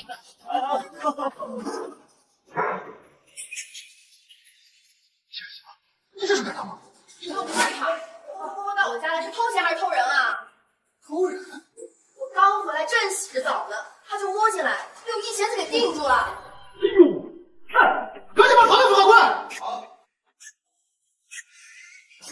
媳妇儿，你先回去，这件事呢，我来处理。行，我给交给你了。要是他下次再敢偷偷摸摸进家里，我就废了你！看什么看啊？没见过美女啊？自己长什么样不清楚啊？还美女？我呸！可不是，你看我什么瞎子？穿个大背心儿还出来晃悠，勾引谁呢？哼，苍蝇不叮无缝的蛋，不然赖子能挪到他家去啊？回来了，快洗手，准备吃饭。这谁的自行车？当然是咱家的啦，我从你李叔叔那儿买的，以后进城进货方便多了。娘，我能出去玩吗？我想坐自行车。行啊，回头我让人在这儿安个座位，以后带你俩出去兜风。呀，太好了，可以坐自行车了。来吃饭。你这猪崽子，你老娘滚出来！松花娘，你来干啥？你个贱人，勾引我侄子还倒打一耙，都是你这个贱，害得我们家春花没脸见人。这回你也别想好过。你侄子是村子最南边的赖子，花娘是他姑姑。我勾搭他，他偷摸进了我家门，还是我勾搭他了？你也不撒泡尿照照你侄子什么德行啊？哪点比得上我家男人啊？我瞎了眼了，我勾搭他？我呸！苍蝇不叮无缝的蛋，要不是你弄湿了衣服在村里闲晃，我侄子能行动吗？这不是勾搭是什么？他咋不去找别人啊？我侄子都跟我说了，那天你在河边撩着衣服露着肚皮，故意勾引他的。我说那天怎么感觉有人在偷窥？笑话了，我不小心露肚皮就成勾引了。哎，你怎么不说你活着施防氧化，还污染大气层呢？有哪条法律规定不能露肚皮，不能湿身子了？你怎么不说你侄子心脏看什么都是脏的？你这是强词夺理，水性杨花，你就是故意的，自己爷们儿不在家，耐不住寂寞了。我抽死你！你敢打我？错了，这叫抽，不叫打，没文化。我林月呀有个优点，就是不喜欢跟别人废话，能动手的绝对不瞎吵吵。哎呀，他打人了，大伙儿都来看看呀！你们看见没有啊？这青山媳妇打人了，他丧尽天良。哎呦喂，你这个人啊，也真是够贱的。怎么偷摸挨打不过瘾，还准备叫人来围观啊？你啥意思？字面意思，你诬陷我，还到我家来闹事儿。你侄子犯错你不教育，还把错推到别人身上。好啊，那就找个地方说理呗。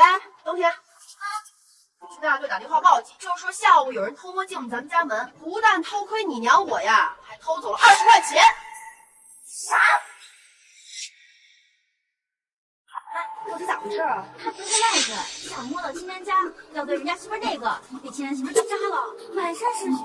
这不赖他哥找上门来了。哦，之前咋回事？我咋没听说？你胡说，侄子是好个，但绝不会偷钱。说没听的，师叔来了再说呗。怎么回事呀？他侄子下午摸到我们家来调戏我，还偷我钱，被我抓上了送到大队部。他这个当姑的不教育他，反倒上门来骂我，说我勾引他。你侄子不就是赖子？那调戏妇女同志也不是一两回事嘞。是他先勾引我侄子的，赖子都改结婚证了。我呸！说这话你自己信吗？他先勾引我侄子，还扎伤了我侄子，他得赔我们医药费。我还说你侄子偷钱呢，我这是属于正当防卫。掏了多少钱？20。走，去大队部，问问他试试去。哎呦，你怎么流这么多血呀？你说你勾搭谁不好？你非跑那熊瞎子家，就这种货色，你也看得上？你拿这干啥？能干啥？他是我刚到他家门口，我悄摸进去，这他一进就胡戳我，就被他带到这儿了。有没有偷钱？偷钱？这怎么可能嘛？哎，我下来是别的不敢说，有2点是可以保证的啊。第一，这我虽然好色，但是这从来只是看，不敢动手的。这谋害妇女的事儿，咱可不能干，这是原则嘛。还有，这我从来不碰人家东西，这顺了人家东西，这是啥了吗？那不就是偷吗？别说这些没用，人家说你偷钱了，偷了20块，我没有，这我穿着身来加钱都没有20块钱。我记得有一张1元的，上面还让我故意画只小兔子，还有东西的名字。拿出来！我没钱，我这全是加钱，这没有1块钱，这还是前几天我姑给我的5毛钱，吃了顿油条还剩3毛。就是这个。这不可能，这不是这些人都你身上拿出来，要是真不是我的天子上师傅发誓啊！你又发怎么回事？为人欺负我！怎么偷人钱了？没偷钱呀！支书啊，这肯定是误会。他跑出来的时候，那钱不小心掉他口袋里的。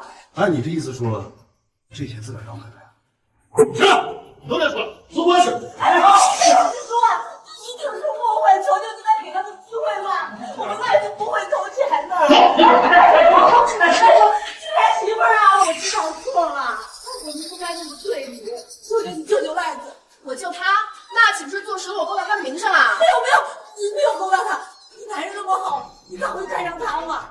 可是他进我房间偷看我洗澡是事实啊，今后我的名声可是要受到损失的。今天但凡我对他仁慈一点点，都是做实了我勾搭他，要不他有什么龌龊事的想法，今后我在夏家村他怎么立足啊？哎呦，都是赖子不好，赖子不学好啊！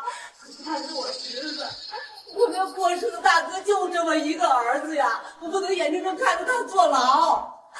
这要不然他一辈子都毁了呀，以后谁还嫁给他呀？您要是现在有这些功夫啊，早点去公安局看看他吧，让他好好认错，宽大处理。哎呦，赖子！他真的偷钱了吗？没有，那钱我上午用剪刀刺他的时候啊，想着再怎么样伤也是不对的，我就在他口袋里塞了1块钱，没别的意思，就当是医药费了。本想着就这么息事宁人，他以后不来招惹我们就算了，没想到啊，他那个姑姑不依不饶的，非诬陷我勾搭他侄子。这种女人颠倒黑白，血口喷人，最恶心不过了。我但凡心理能力承受差点儿，就得被他给气得憋气窝火呕死。所以呢，我索性就说他偷了我的钱。那你为什么要说20块钱？说少了不给立案呀。他会坐牢吧？如果不去找公安说的话呢，会。但如果呢，我跟公安说我记错了数目，是丢了1块钱，那他就不会。你说我要不要去说呀？爹说过，打蛇打7寸，要一击毙命，不能妇人之仁。但是他也没偷钱，这样的确冤枉了他。说呢是一定要说的，咱不能说谎冤枉人啊。这次呀，只是迫不得已。他坏，但不至于真的让他坐牢。不啊，是现在，咱得让他在派出所先待个几天，让他吸取一点教训，这样他出来呢就会害怕咱们，忌惮咱们，以后啊不敢随便招惹我们了。有时候啊，你的决定不单单只是为了你自己，更是为了你的家人和你的妹妹。如果处理不好呢，可能会引来报复。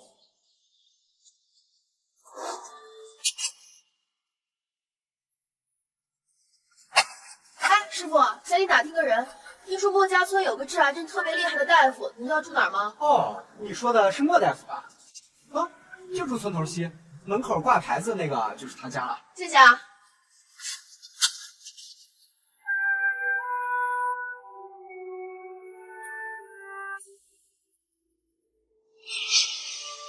莫归山，是他。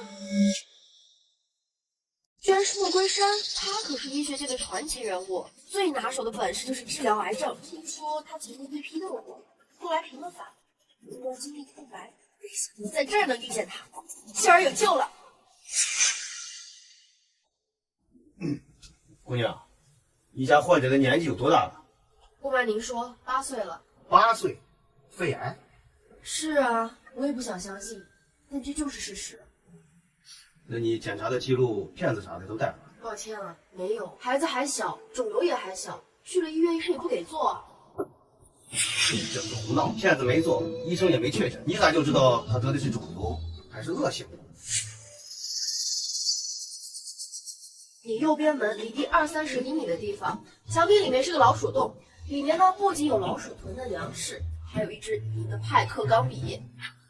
神经病，这咋可能呢？是不是真的？您看看不就知道了吗？要是说的不准，钱我赔你。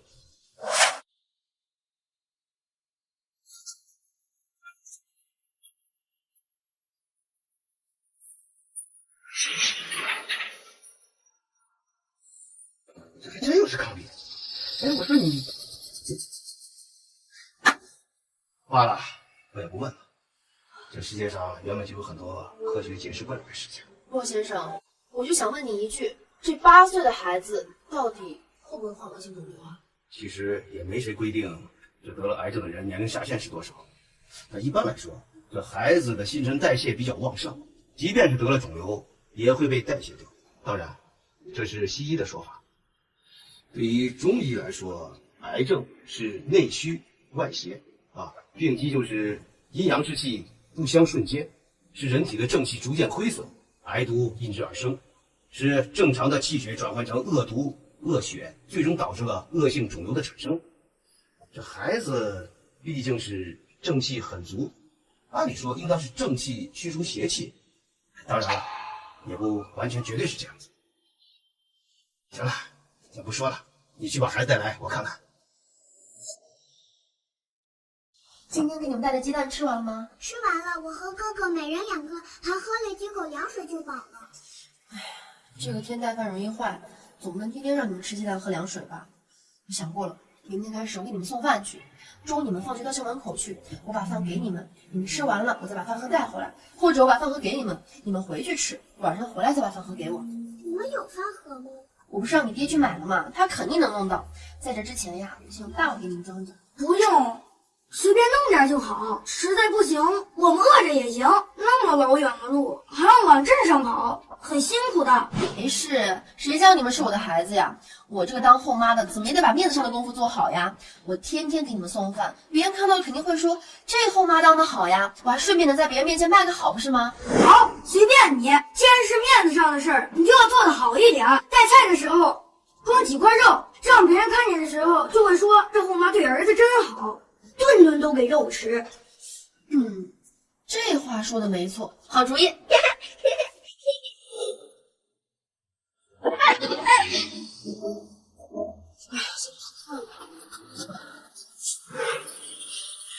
秀儿今天怎么没出来？说好了到校门口拿饭菜的。你们看，这个女人又黑又胖又和熊似的，真丑。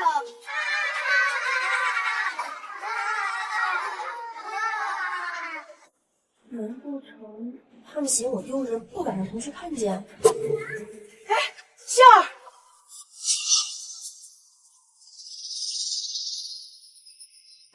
冬天呢？他在学校里不能出来。我给你端进去吧，儿重我怕你蹬不动。不用不用。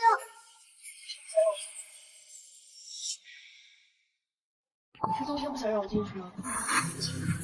儿重，拿的时候慢点，小心走路会摔着啊。我在学校门口等你，吃完马上我拿回来给你。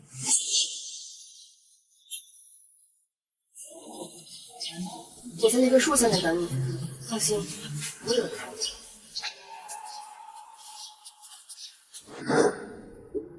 怎么样？他有没有怀疑？但是娘似乎有点不太高兴。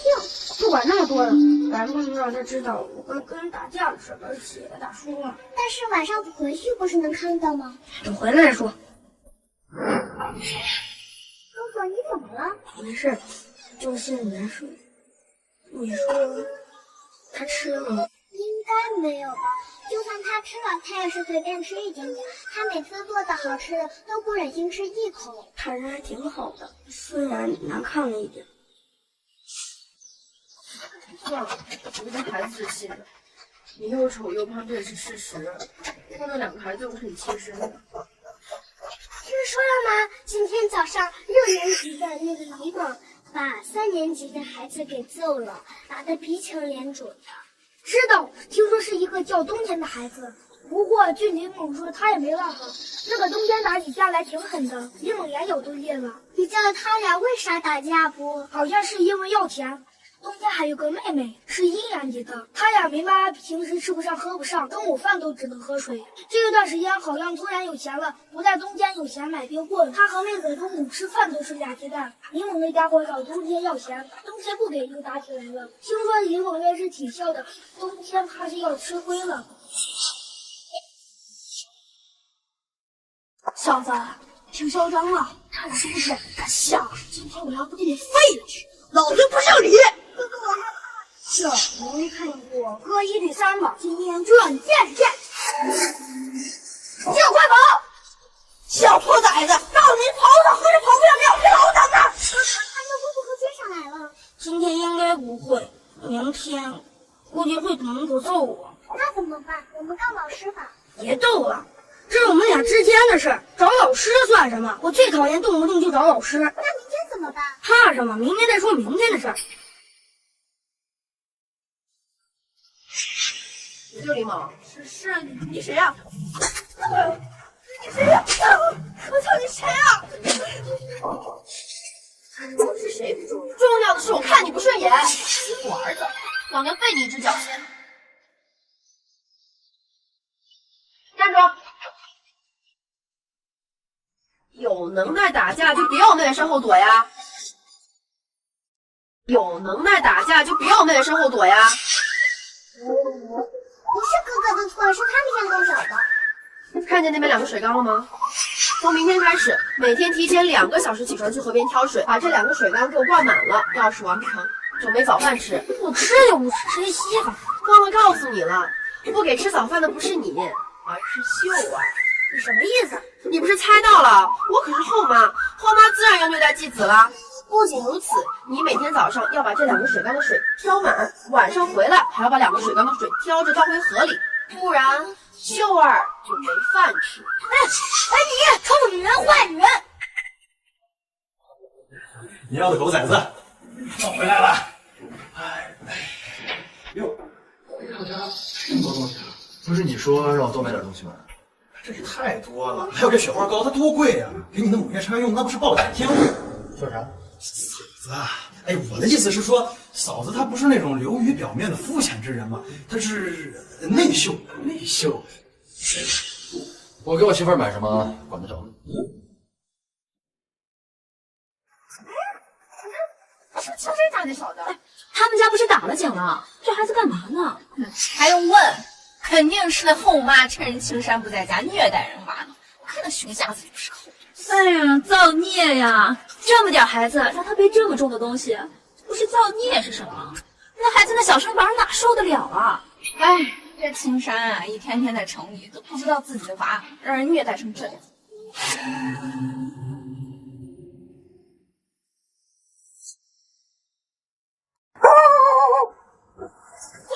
想爹爹了吗？长了。金券淘汰下来的，你咋知道？看出来的呗。爹，快去，别偷了。你不解释一下？解释什么？你不都看到了？我可是后妈，哪有不虐待继子的道理啊？挑个水而已，不碍事。行，给你带了。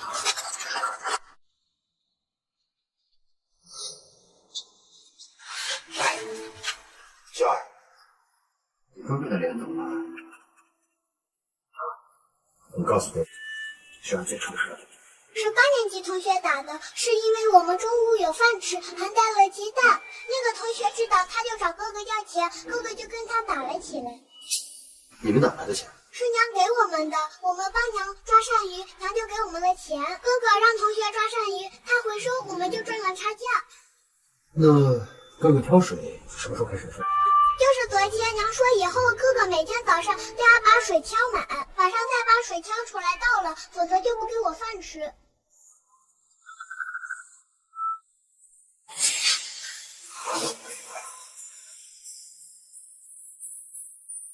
给我的。这个是抹脸的，我听说特别严重。你不是看见我欺负冬天了吗？我问为什么吗？我小时候啊，在少林寺学过艺。我刚上山的时候挑了整整1年的水，所以我知道你这么做是为了锻炼冬天。男孩子嘛，应该有责任有担当，学会照顾自己，保护家人，吃些苦是应该的。你想多了，我就是为了虐待他而已。你要是真想虐待孩子呀，你就不会每天千里迢迢的去给他们送饭。孩子们每天能吃饱饭，家里面也收拾得干净整洁，这都是你的功劳。我有眼看，不会只听外人说。孩子和家里交给你，我放心。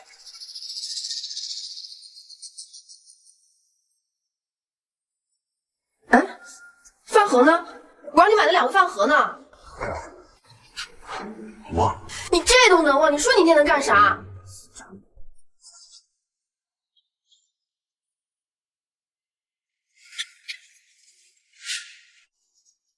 青山媳妇在家吗？二嫂，你有事儿？那个弟妹，我来是想当个和事佬。啊，是这样的，赖子他姑说，赖子拿了你多少钱，他姑愿意加倍还你。你看能不能去派出所给说说，把赖子给放出来？二嫂跟赖子什么关系啊？哪有什么关系啊？不过都是一个村子，低头不见抬头见，咱俩好歹是妯娌，好说话，他姑才托我给说个情。行，我明天去派出所说说。你看我就说青山媳妇通情达理。那成，我去跟赖子他姑说一声，回头让他好好感谢你。青山媳妇在家吗？嘿，没完了吧？青山媳妇在家吗？大哥来了，屋里坐。青山不在家呀？哦，他不在，估计这2天回来吧。他不忙的时候也3、4天回来一趟。大哥有事儿啊？没事。等青山回来了，你让他过来找我一趟。有什么事跟我说也行啊。家里啊，青山屁事也不管。那行，上面打算在咱们村做试点，将田地分到各户，以后呀，就不用再去生产队里干活了，自己家的地自己种。到年底啊，交公粮就行了。队里再做统计，先把咱这个房前屋后的自留地给分了，再分队里的地。等青山回来了，你告诉他一声，让他来找我。这分不分地的事情跟青山回不回来有什么关系啊？都是队里分，青山回来也做不了主啊。你们家不是没人种地吗？我就跟你二哥琢磨了一下，让青山答应分地。签了字之后呢，你们家的地我跟老二家种，到时候你们家工程我们也替你们交，你们娘仨在家里安稳的过日子就行了。大哥，你这就有点过分了吧？地你们种，公粮你们交，剩下的归你们管。但这地分跟我们有什么关系啊？你这话什么意思？就算把地分给你们了，你们也种不了啊。青山分了地，你们来种，你们也没啥损失嘛。不管怎么说，咱们都是一家人。至于这个收成嘛，你们家连地都没种，还有脸要收成？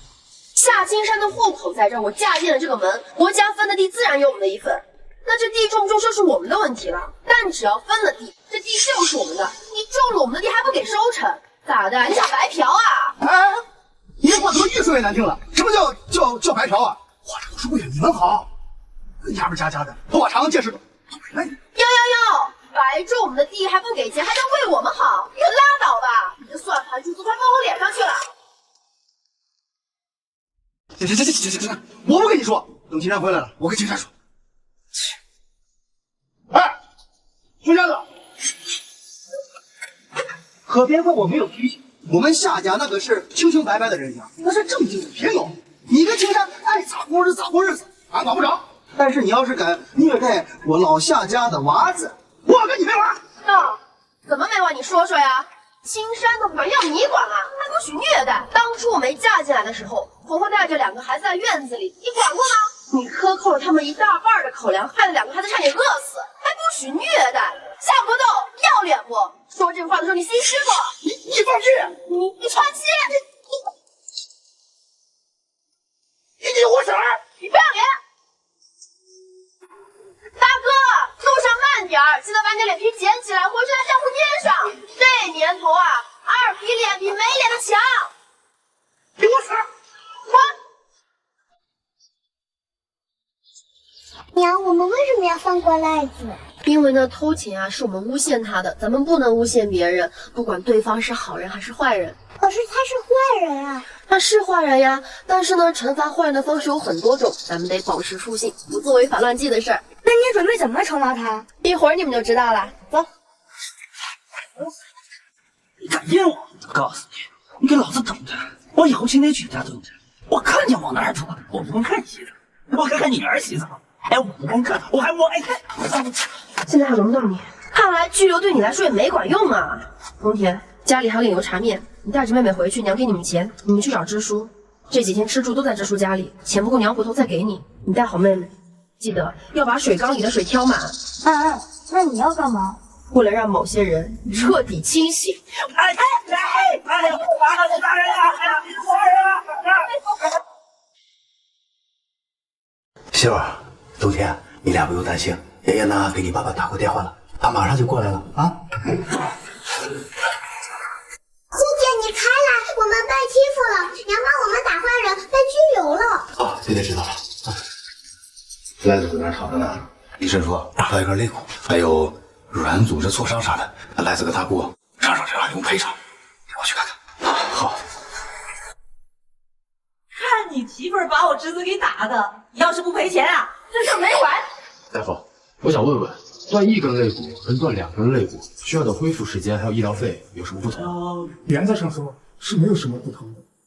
那也就是说，断1根肋骨需要赔偿的医疗费还有误工费是一笔钱。哎呦，断3根也就还是这个钱呗，差不多吧。因为断1根和断3根恢复的时间是一样的。对的。哎呦，你不是要赔偿吗？走，去派出所写了和解书，我就给你们赔偿。写了和解书就能赔偿？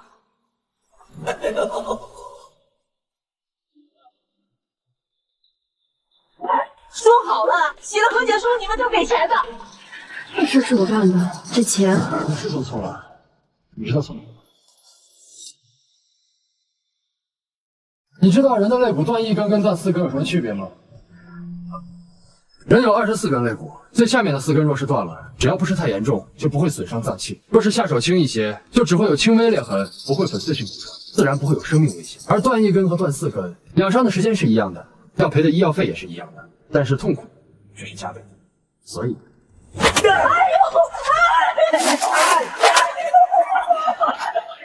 敢欺负我夏青山的老婆孩子，你活腻了，不着急，回去慢慢养伤，等养好了再废。你做错的事情就在于下手太轻了，对于这种人，没必要手下留情，所以我们想到了。你打我侄子100块钱不够，我们要去医院验伤。你刚才的和解书上写的清清楚楚，他身上有肌肉伤，脸部淤青未毁容，胸前肋骨有裂缝，轻微断。我就算打他多少次，也绝不会跑出这个范围，自然也就只有这些钱。不信啊，你可以拉他去医院验伤，若是超出了我说的伤势，算我输。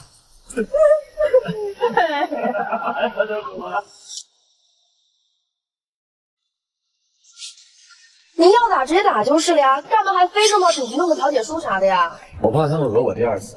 再说了，我看你们那边已经调解了，花那么多钱，我不做到位岂不是亏了？咱是文明人，哪能无缘无故打人？当然，我们也都是穷人，得学会勤俭节约，钱得花到刀刃上。现在看你好像顺眼多了，比渣男好那么一丢丢。你老说我是渣男，到底啥是渣男？煤块知道吧？好男人呢，就像是一块没有烧过的特级蜂窝煤，烧完了就只剩灰了，几乎没有渣子；而坏男人呢，就像是一块劣质的蜂窝煤，烧完了还剩一堆炉渣子。我就是那个炉渣子，也没那么差。今天这事儿还不是都因为你啊？你怪到我头上了。要不是你招蜂引蝶，春花能惦记你啊？不然他娘能这么针对我呀？他娘不针对我，我能反抗？我不反抗，能有今天这事儿啊？归根到底就是因为你。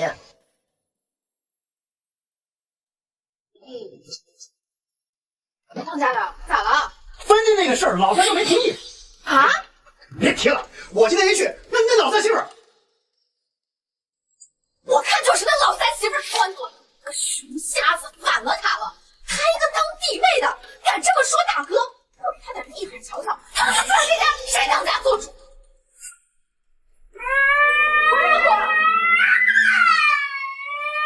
秀儿，冬天，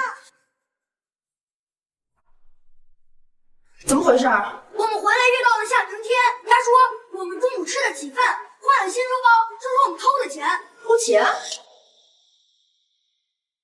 他说我们家根本不可能有那么多钱，中午吃得起饭，换了新书包、新衣服，就是偷的钱。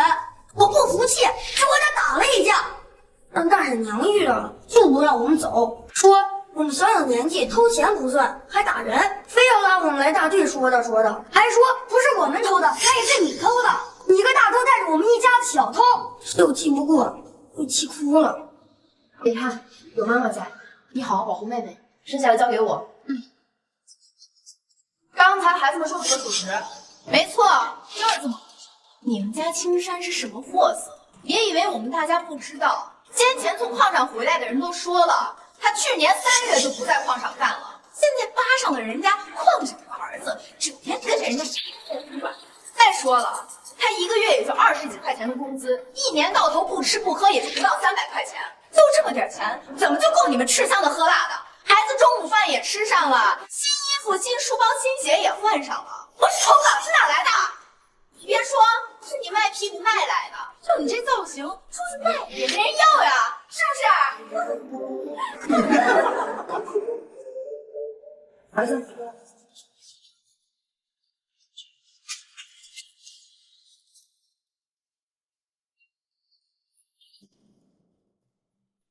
谁说要起诉？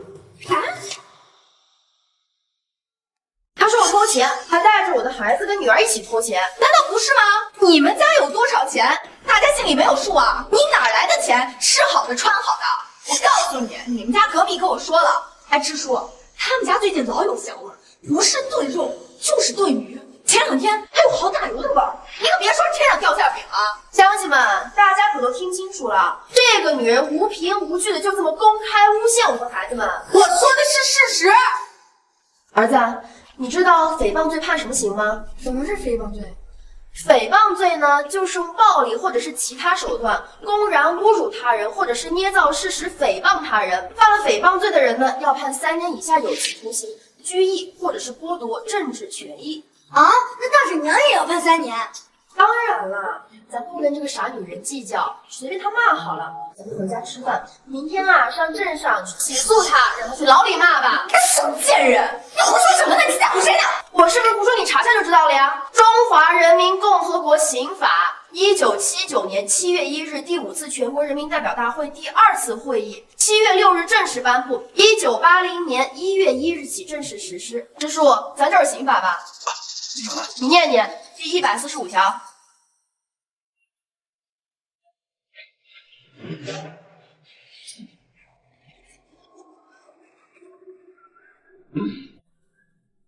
中华人民共和国刑法第145条，以暴力或者其他方法，包括用大字报、小字报公然侮辱他人，或者捏造事实诽谤他人，情节严重的，处3年以下有期徒刑、拘役或者剥夺政治权利。哟，真的假的？你念他娘，这是犯法的呀！哪儿能有假？这书不都说了，书上写的呢。我刚就是随便说说嘛，他也没怎么样呀。再说我不是把他婶娘吗？教育教育怎么了？教育？你管这叫教育啊？你要是真想教育，就应该弄清楚事实真相，而不是凭臆测、散播谣言，当众诋毁他们。你知道这样会给他们心理造成多大的伤害吗？这2个孩子，但凡心里有一点脆弱，想不开做出什么事儿，你就是那个害人的刽子手。你刚才说大婶娘犯了法要判刑的事是真的吗？法律条款是这么说的，不过啊，量刑的话呢，还得看具体情况。所以你只是在吓唬他喽？冬天，咱们解决问题啊，得灵活变通，不能一概而论。不管是用什么手段，只要能顺利解决问题，那就是好的。只看结果不看过程是吗？孺子可教也。你看，让大婶娘提心吊胆2天，长长记性，这结果不是很完美吗？叔，我这个姑娘说话的确有些过分了，但也不能上纲上线的就说犯罪了、违法了，是不是有些夸张了？人家说的没错，诬陷诽谤这构成犯罪的，是人家量刑的标准啊。问我也没用，你得问有城里的律师啊。律师不是？俺听说那些律师都是收费的，而且呀，这凌晨正儿八经律师还不多，你们要找律师啊，还得看运气。据说呀，这律师都是按小时收费的。啥？咋办呀？我不想坐牢。哎呀，也不一定想坐牢的吧？这种事儿民不举，官不究的。你们可以和秦山家做和解嘛，给人家娃提点东西，再出点钱作为补偿，赔个礼道个歉的，都是一家人嘛，把人往死路上逼。你说啥？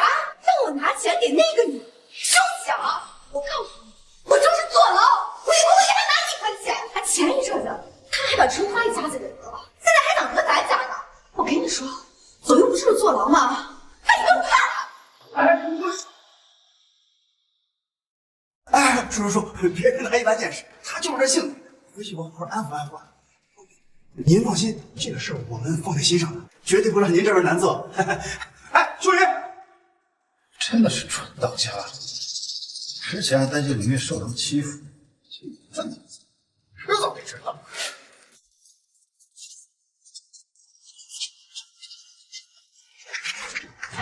冬天怎么样？老师说下午要来家访。是你的老师还是哥哥的老师？是哥哥的，哥哥不写作业，今天又被老师骂了。老师罚他站，哥哥就跑了，先把整个学校都轰动了。老师要找家长，哥哥说他没家长，说爸爸不在家，后妈管不着他，然后老师就说要家访了。去洗手吧。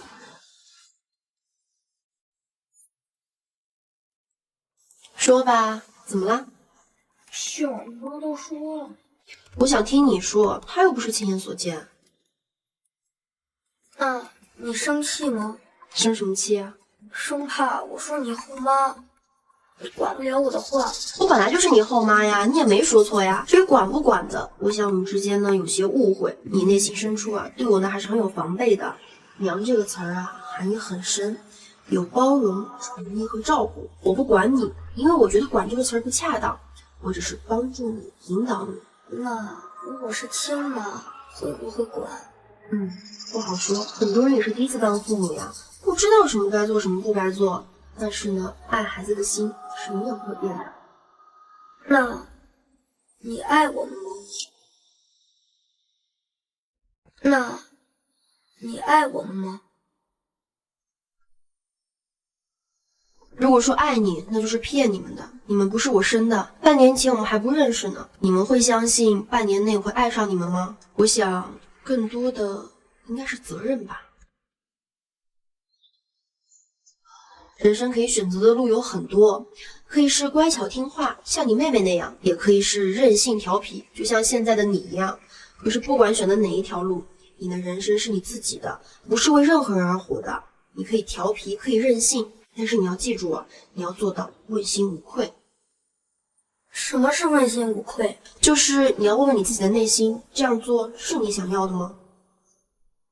你说认识我们时间短，谈不上爱。如果认识时间长，那你会爱我们吗？爱是相互的，你会爱我这个后妈吗？如果你打我们的时候轻一点，不要太狠的话，我想会的。那你们可要遗憾喽，我打你们只会更狠，因为啊，我打你们习惯了，在外面遇到坏人，总比被坏人打死的好啊。这样你们还会爱我吗？那就勉为其难的少爱你一点吧。好，那我就吃点亏，多爱你们一点好了。冬天啊，老师来家访了。哎，赵老师来了，坐。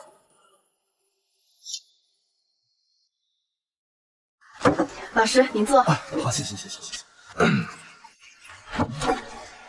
冬天妈妈，咱们上次也见过了，还是那个问题，这冬天现在老不完成作业啊，也不是办法呀。我们家冬天啊是比较顽皮，我会督促他的。我听说你每天让冬天挑水，还早晚2次。我们家水缸比较小嘛，我又挑不动水，所以只能指望孩子了。我还听村里人说你这虐待2个孩子，把他们打得鼻青脸肿。我认为啊，2个孩子还小，虽然你是后妈，但是也要为孩子的未来着想。只要学习好，将来肯定有出息。夏老师，关于孩子作业的问题，我会上心的。至于孩子教育的问题，我想您是不是有什么误解呀？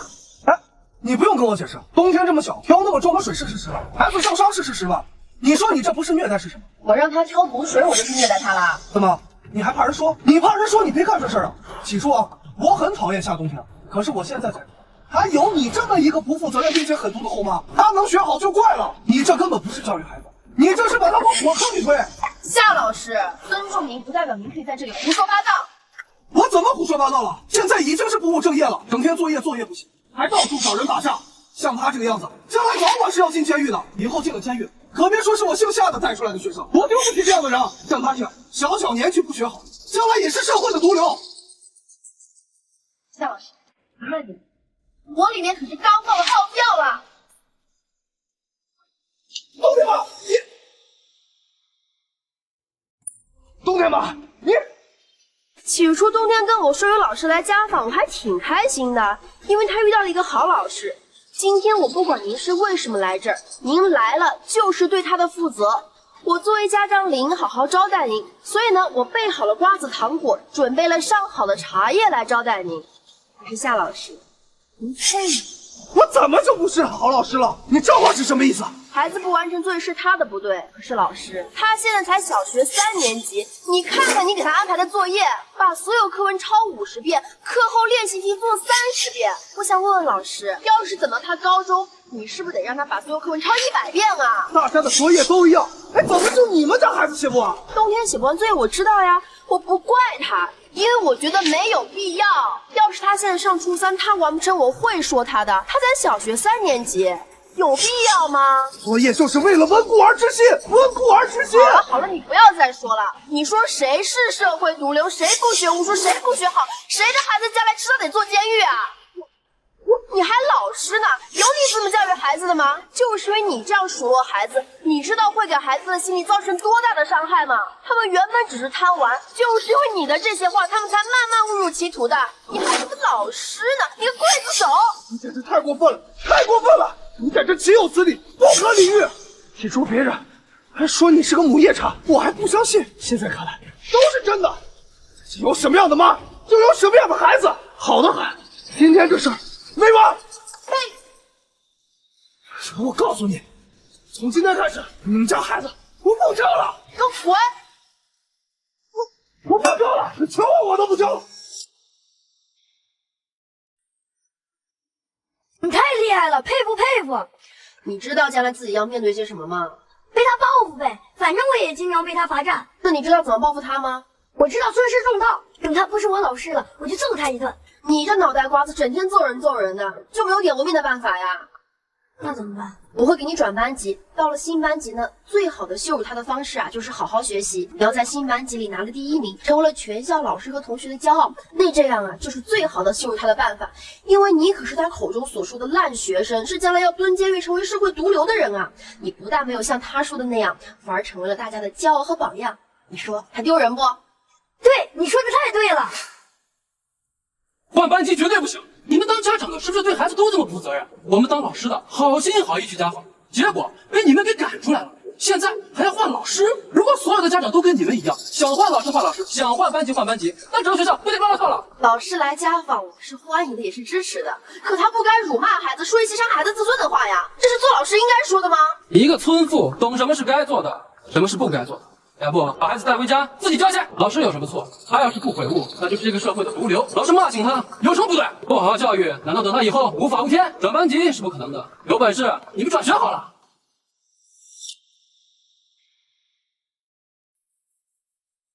你先在班级委屈几天，要是老师欺负你，就跟我说，我给你想办法。没事的，不行还在这个班好了。左右就这几年，等我上了初中，我就不在他手下了。别乱想，娘一定给你想办法啊！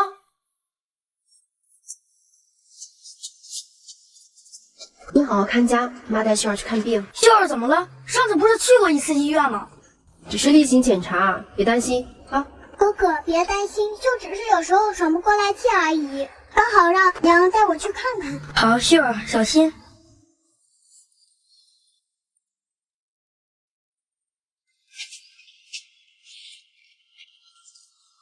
秀儿，现在开始感觉呼吸困难了吗？没有，只是有时候跑快的时候或者生气的时候，胸口闷闷的，感觉不舒服。没关系，我们呀要去见一位很厉害的伯伯，他一定能治好你的。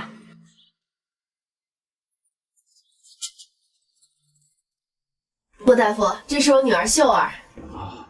你说的病人就是他呀？对，就是他。他现在啊运动完之后呢，胸口还会产生憋闷的感觉。来，把手放这儿，看看啊。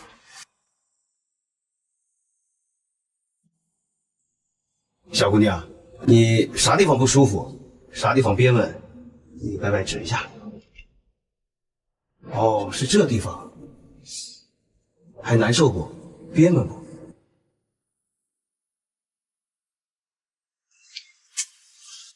怎么样啊？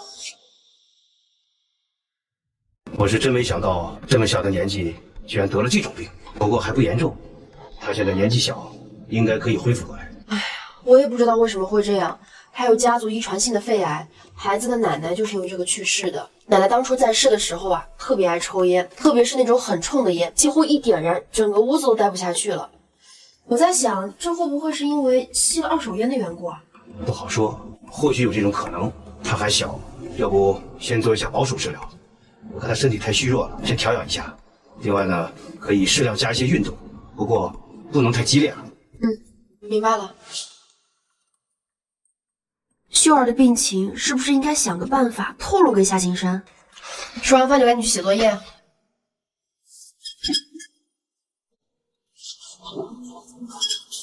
你说咱婆婆当时是得啥病没的？听说是肺癌。我记得妈看医生的时候，医生说过这种病好像会遗传。你说婆婆的病会不会遗传给孩子们啊？你别乱说啊！怎么就不可能啊？不信去问问医生啊！我们兄弟3个人都没事儿，更何况孩子还这么小，怎么能得癌？你没事不代表孩子们没事，隔代遗传你知道吧？想多了，不可能的事儿。算了，我跟你讲不清楚。哎，对了，我今天把冬天的家访给弄砸了。当时是这样，他那个老师啊一直在那边说，我当时没忍住。听了，啊？你骂他骂轻了，要是我呀，我能揍他。不是，可是校长说，要么就转学，要么就这么待着。我说冬天以后是不是得受欺负呀？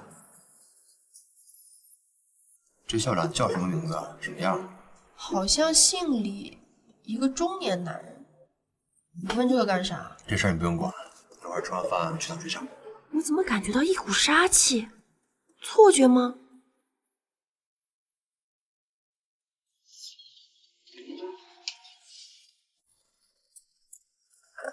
哎呀，怎么总感觉心里有点忐忑不安呢？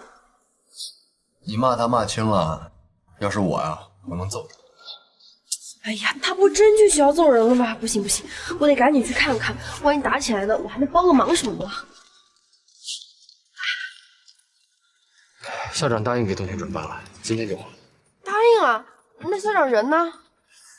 这会儿应该已经到医院了。你把人打进医院了？你想什么呢？今天有个女老师请产假，校长去慰问了。哇，你不是来揍人的？在你心目中我什么形象？暴力狂。校长这次怎么这么容易就同意了？上次你找那个校长姓李，是副校长，这次我找的是郑校长，姓谷。你怎么认识郑校长？之前厂里请镇上的领导吃饭，谷校长也在。哦，你可别想差了啊！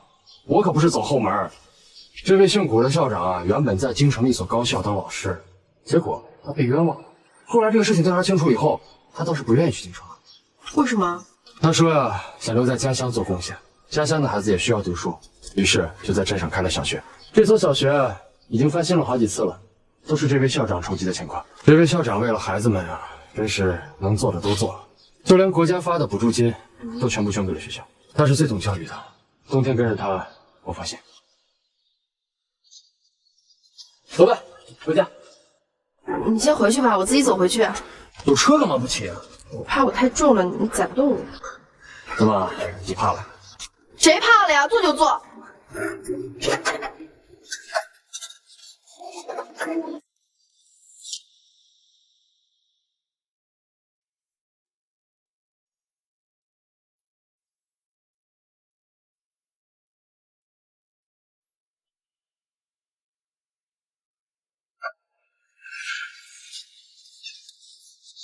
我去做饭。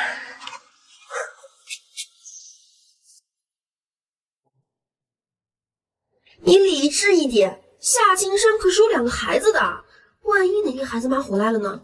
你夹在人家一家4口里算什么？不能被渣男迷惑。还有1年，哎，不对，现在已经过去2个月了，还有10个月你就自由了。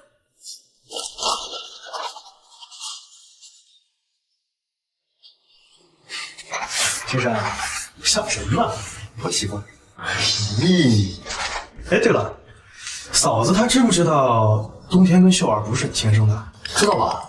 我没跟她说，但是我妈肯定跟她说了。对，这种事情过门之前你娘就应该跟她讲清楚。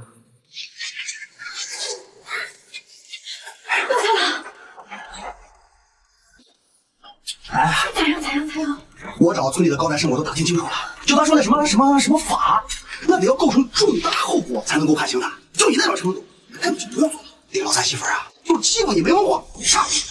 小贱人，害我提心吊胆这么久，真是我跟他没完。你就是长不好吗？你没缺水啊？他们是不是快种地吗？他现在分了地，自己家地不放心了，种地是麻烦。麻子他们真的才去吗？哎呀，对呀，化肥，我咋没想到呢？他怎么跑了？蛇。哦，原来是蛇，还以为亲生媳妇都比我悍呢。哎呦！娘，你在画什么？这个呀是设计图，是制作某种机器用的。这还只是个雏形，希儿以后就明白了。在新班级还习惯吗？比那个老师好多了。既然这样，那你就得好好学习了，起码得听老师的话。据说呀，那个老师刚毕业，还是教委的试验班级呢。我一定让那个老夏知道，我才不是他口中的毒瘤、社会败类呢。八岁一般晚上不会乱叫的呀。你们留在这儿啊，我出去看看。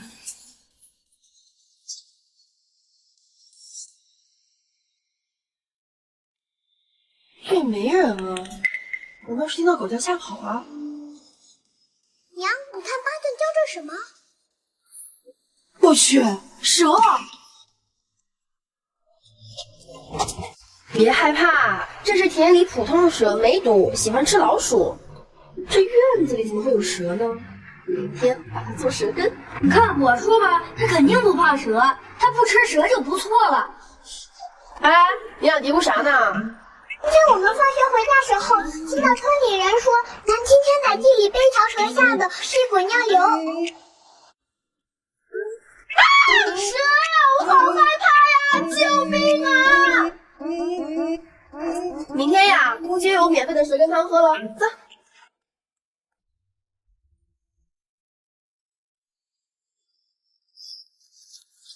哎呀，你说你年纪也不小了一把岁数的人了，净干些偷鸡摸狗的事儿，放着好好的人不做，净当些鬼。大婶娘，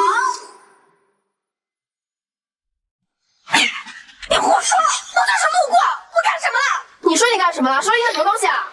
我抓几条蛇怎么了？我就路过，我回家，咋了？你还狡辩？我亲眼看见你准备往我院子里放蛇，还肯狡辩？啊！冬天，我来看紧，不要再给我跑了。好。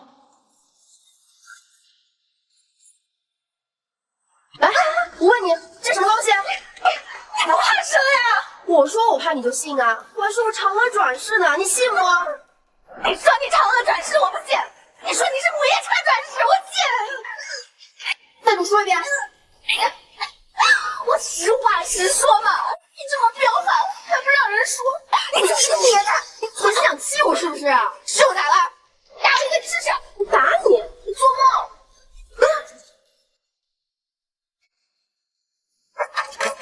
你干什么？是你自己进来，还是我把你给丢进去？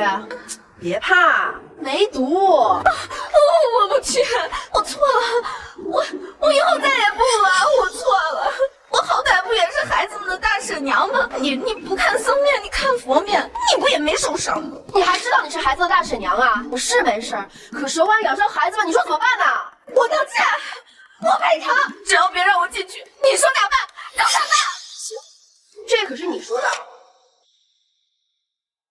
我错了，我不该给青山家院子里放蛇，我不该想害青山一家子，我错了，我认罪。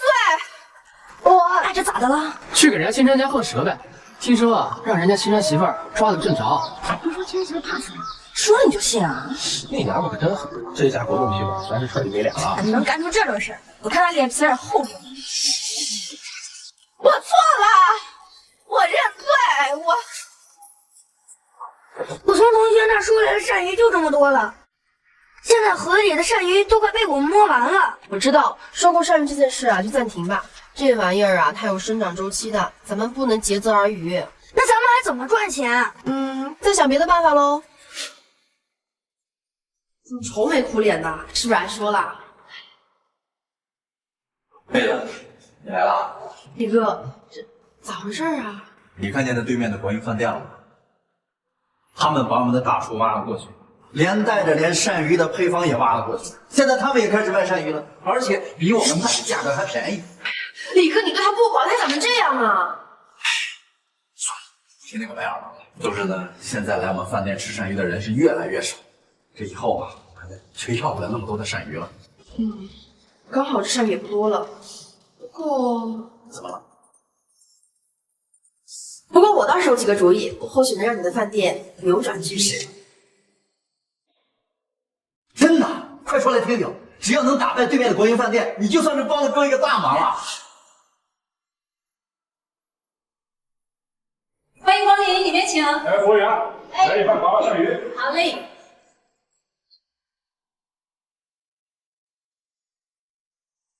怎么样？既然菜的味道是一样的，那咱就拼死。国营饭店的服务员我见过，个个都拽得2、5、8万呢。顾客上门花钱，不就想图个舒心吗？那咱这让顾客宾至如归，还愁打不赢他们？妹子，真神了！你说你这脑子里面怎么能想到那么多的东西呢？这才哪儿到哪儿？你是没见过40多年后的餐饮业，那叫一个卷生卷死。除了服务啊，饭店最重要的还是菜的味道，菜品要经常翻新，这样顾客才能带来新奇的体验，还不愁没人上门吗？我这儿有几样新的菜式，我写给你，李哥啊，你先试试，觉得好用咱就推广。对了，以后厨师啊要签保密协议，这样才能防止配方不被泄露。成，就按你说的办。以后啊，你就不用提供原材料了，你就负责研发菜式，菜卖出去，我给你提成。哈哈哈。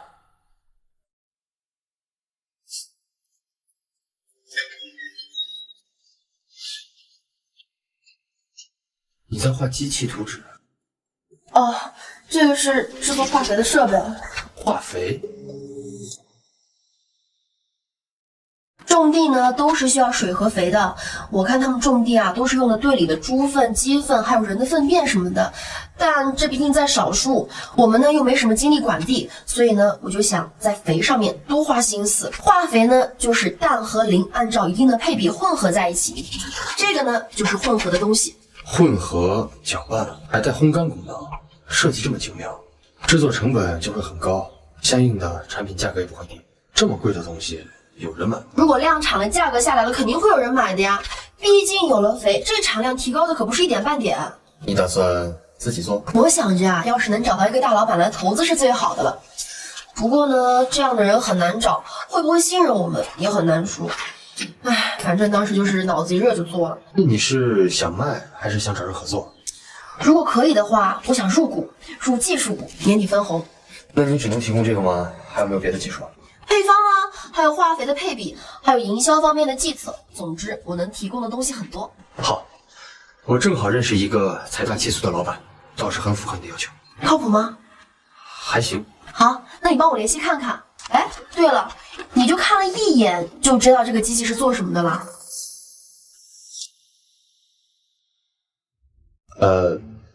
我以前在工作的时候接触过一些这方面的东西，所以能看懂一点点。你从哪儿学的机械设计？以前我爸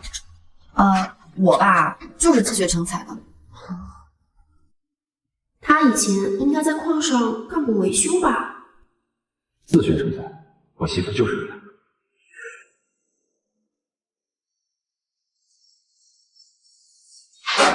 我明天再回来的，我是特地空了一天出来顶替你的。我跟你说个事，有一个发财的道法，不知道你爹感不感兴趣？哎，你说说。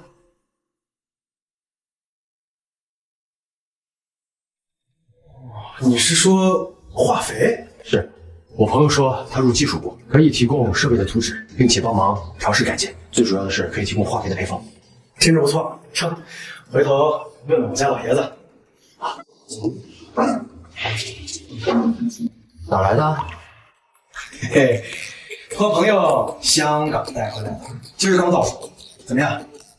漂亮吗？这两瓶我吧，刚想给你。小姑娘，最近感觉怎么样啊？还好，没啥感觉。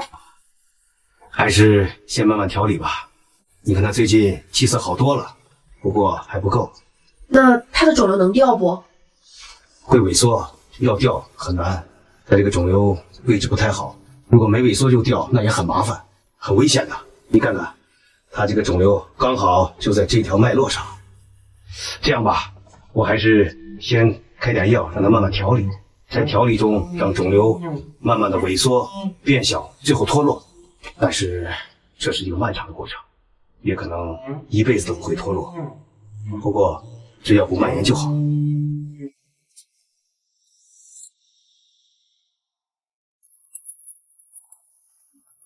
什么事儿啊？这么开心？我们老师说这次期末考试考到年级前10的，奖励夏令营。这么好啊？说是古校长联系的，夏令营去京城要参观报效呢。那冬天你可得加油了，你之前的成绩可是不行的。小意思，这算事儿吗？哥哥只要不是马虎就好。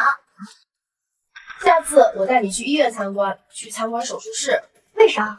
去到那里啊，你就会知道，因为你的一点小马虎，可能让别人丢了性命，甚至在做手术的时候，你的手稍微哆嗦了那么一丢丢，别人也会没命的。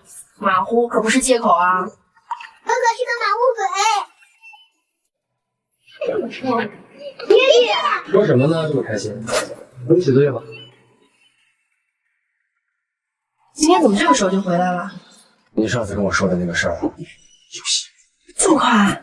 我也没想到，我就是跟金腾提了一嘴，恰好他爹过来找的。他爹是做什么的？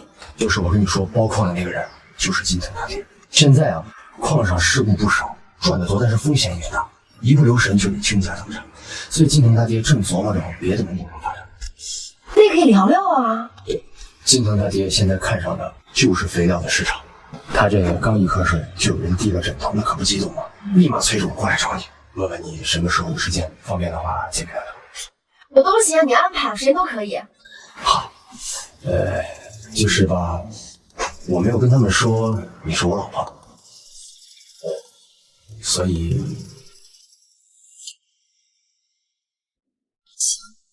我也不说。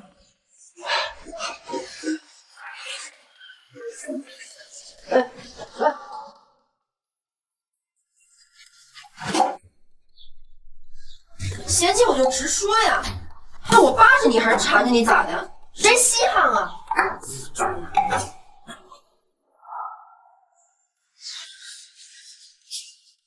哎，凭什么我出去睡啊？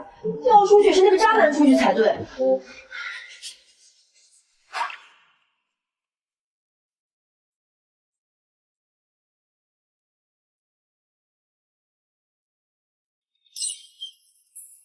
你去和孩子们睡。喂。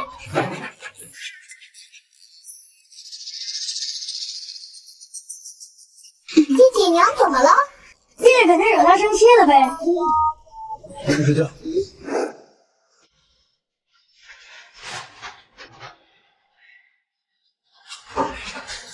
上次的手表，嫂子肯定喜欢吧？别提了。咋？不喜欢？不可能，那手表300多块钱呢。嫂子别是不识货吧？哎，没有，压根没送回去。啊？什么情况啊？说说。点心。不愿意说算了。你为什么要瞒着我爸你跟嫂子的关系啊？因为我希望你爸投资这个项目是因为林月的能力，而不是因为你跟我的关系。走吧，我们约好了，到这场见面聊。这哪来的车呀？我们老板的，我临时借来的。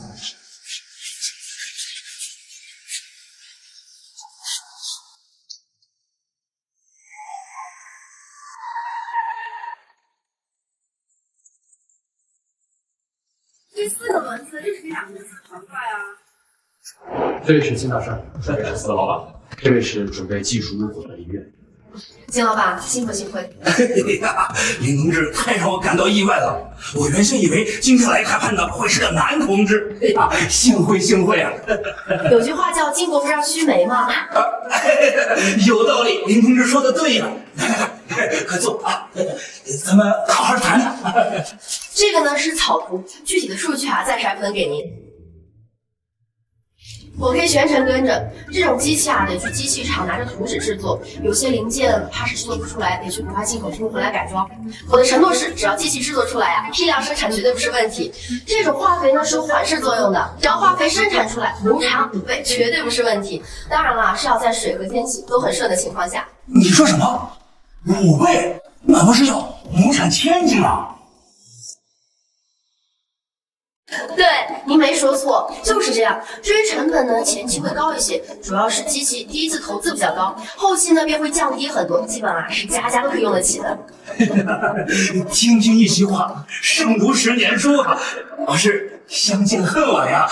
李同志，我是太稀罕你了。你放心，这个化肥厂我投资投定了。不光是化肥厂，今后你说的那些美好远景，我都要掺和掺和。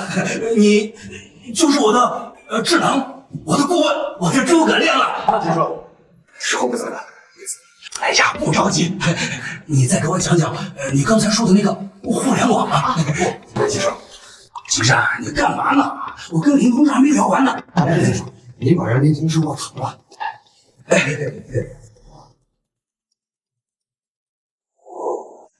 你说你俩跟我爸见面都说什么了？我爸一回来就夸嫂子能干，我这辈子就没听过他这么夸一个人。他还说什么？他说嫂子要是他儿媳妇就好了。你说他以前是多以貌取人的一个人，这见了一次嫂子，这怎么审美都变了？你干嘛呀？跟你爸说清楚。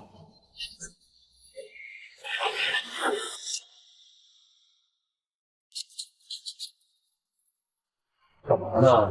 能训练出来？我是能听懂人话的，我打算把巴顿训练成只母鸡犬，这样咱们家就能养更多的鸡鸭了。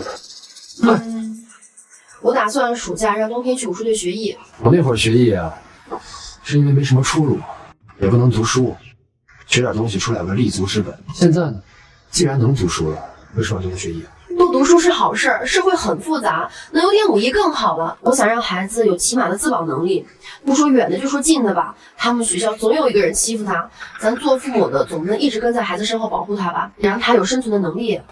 话是没错，但是冬天还要读书，你去一个暑假根本学不到什么东西，你基本功都打不扎实。那就慢慢来呗，总比啥也不学的好啊。好，那到时候我找个靠谱的武术队。行，做饭去了。不对，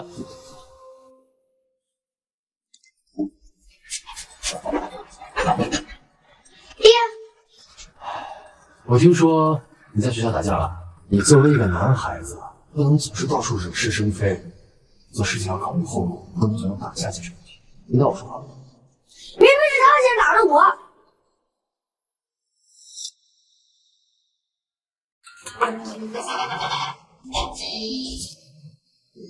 脚不疼吗？可是我以为他人变好了，结果他跟爹爹告状，年没先动手是李某，为什么要怪我？你还没告状。我跟人打架的事只有他知道，他不说，爹怎么可能知道？你误会了，娘上一届帮你找一个武术队学武，还说你学了武艺就不会再被人欺负了。真的？最近怎么没见你去抓鳝鱼？鳝鱼不多了，而且饭店那边需求也没那么高了。那以后不用去城里了？那倒不是，只是需求量没那么大了。你那边什么情况啊？今天他爹怎么样了？有消息了吗？他还在挑选厂址呢。他知道你是我媳妇儿。你不是不愿意让别人知道我是你媳妇儿吗？他看中你，非让你当他儿媳妇儿。就是你说的那个金腾啊？对，就是他，整天游手好闲，不着四六，非常不靠谱的一个人。他不是你朋友吗？近朱者赤，近墨者黑。他不着四六，那你成什么人了？和他说倒是没事，不要孩子他妈知道了，不然啊，给你惹麻烦。孩子妈？什么孩子妈？哎呀，青山媳妇在家吗？我给你送鸡爪来了。哎，来了。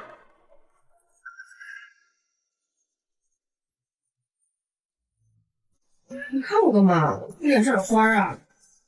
不是，我就感觉你最近瘦了。那还要感谢你，在家里照顾冬天和需要2个孩子，又当爹又当妈，整天忙忙碌碌的，人不瘦才怪。我也不会说什么好听话的。我知道你最近很辛苦，不过快了。最近厂里面情况很好，等年底分了钱啊，我们就搬到城里面去住。孩子们也找过去上学，到时候我们不用替。冬天和秀儿很好，很乖，而且很敏感，你最好让他们先见一见，好歹提前相处一下。这么多年没见了，免得孩子一下接受不了。啊？说什么？看看，按照要求，我尽量找了偏僻一点的地方。这里的地皮我可以买下来，你看看是不是满意啊？挺好的。好是好，就是太偏僻了，不是来往方便。这有什么呀？建厂的时候先盖宿舍楼，前期搞个通行车上下班接送，再在城里找一个固定的上车地点，等赚钱了再扩大厂区，给家属盖楼，盖个学校和幼儿园，让他们吃住都住在里面就行了。你这小脑袋瓜怎么长的这么多点子？脑子又有想到了呗。看看人家小月月聪明，点子还多。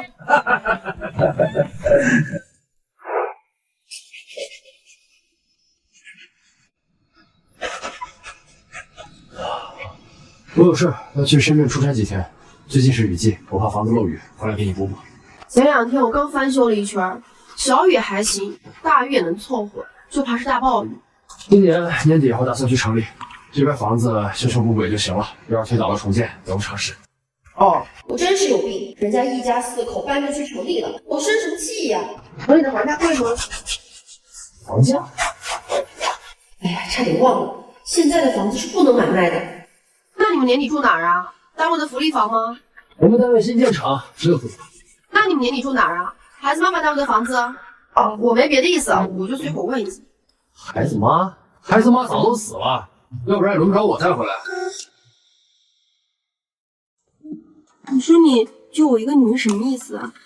就我一个，你骗鬼呢？那冬天和秀儿怎么来的？这2个孩子都不是我亲生的，我以为你嫁过来的时候，我妈会告诉你。不是亲生的，那秀儿和冬天的亲爹娘呢？冬天的亲爹是我的一个战友，在执行次任务中牺牲了。冬天妈也在他3岁的时候病逝了，家里没剩下人了，所以我就收养了冬天。至于秀儿，是一次洪水中我救了一个孕妇，她生下秀儿就死了，家里面再也找不到人了，于是我就把秀儿带回来养。原来是这样。你还没回答我呢，你愿不愿意跟我过一辈子？可是我又胖又丑，脾气还差，缺点一箩筐。人长成什么样，不是自己能选的，更何况你现在已经瘦了，你胖，你脾气是不好，但是我就乐一个人，那些缺点。你个死直男，你不会说话就别说。你是愿意还是不愿意？就凑合过呗，还能离咋？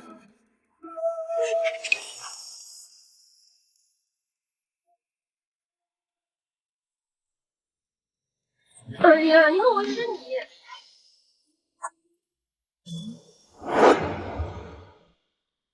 你说旭儿跟冬天知道他们不是你亲生的吗？冬天知道，他来的时候3岁，记事儿。秀儿什么都不知道，我们也就没跟他说。那秀儿的家人一直没找到啊？是的，秀儿是在老乡家养了1年才抱回来的，都说不认识。当年洪水退下去以后，又赶上连年的大旱，乡亲们都出去讨饭了，我就只能把她抱回来。秀儿从小就营养不良，体质也差，你要说她能不能活下去就不知道了。说实话，秀儿能像今天这么好，我都没想到。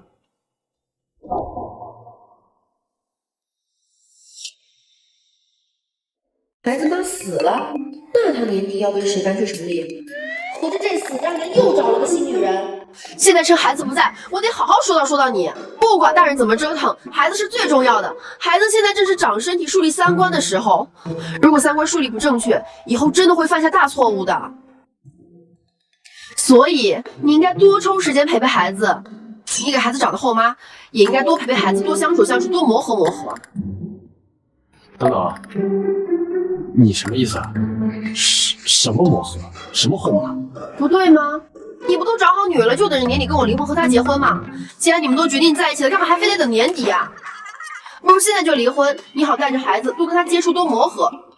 我绝对不碍着你们，孩子现在需要的是稳定的生活。冬天和秀儿那么乖，他们都是你亲生的，不管你多稀罕别人，也要为他们考虑。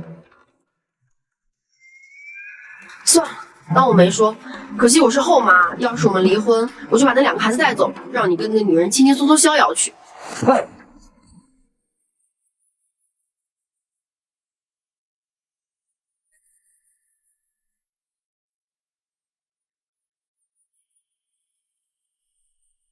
我们是有什么误会？误会？我在外没有女人。我说的是和你、秀儿还有冬天，我们4个一起帮你找。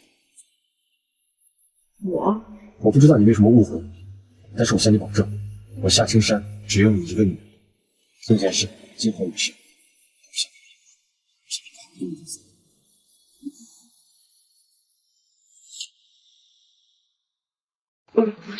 没事，你明天还要赶火车，早点睡吧。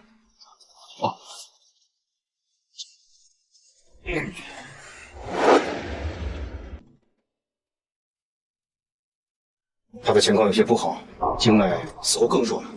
秀儿身上的黑点的确有扩大的趋势，那该怎么办呀？得想办法抑制扩散呀。之前的方子是帮他调理微养的，已经不适合秀儿了。我还有个方子有压制作用，不过那是以毒攻毒的方子，先让他服用一阵子，压制住病情，之后我再想办法帮他调理身体吧。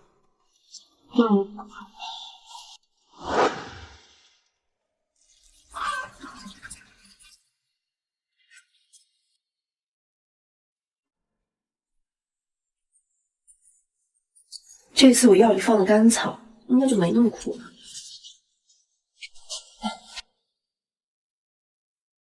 是又要吃多久的药？不清楚，具体得看秀儿的情况。我估计至少得1年。1年？是啊，秀儿胸口有郁结，胃是不能打通，后果很严重的。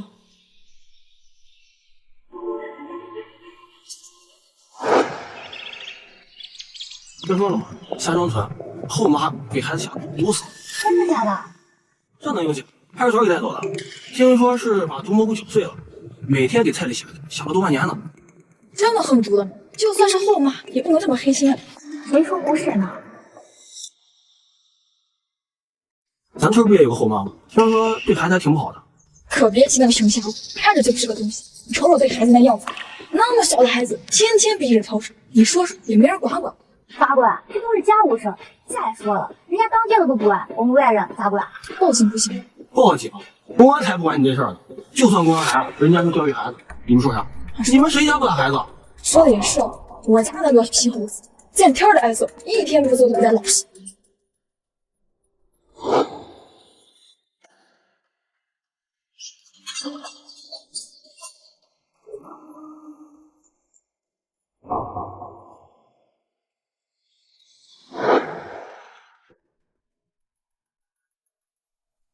哥哥，你今天怎么回来的这么早？路上听了一口下不科。秀，那女人为什么让你一直喝药？因为我生病呀。哥哥，你为什么要这么问我？我就是好奇，什么病要吃1年的药？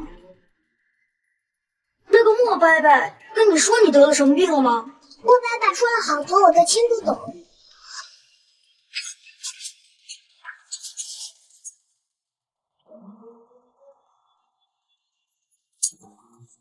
秀儿，最近我感觉到这么憋屈。没有，这几天没有大量的运动，上次不舒服是体育课跑步的时候。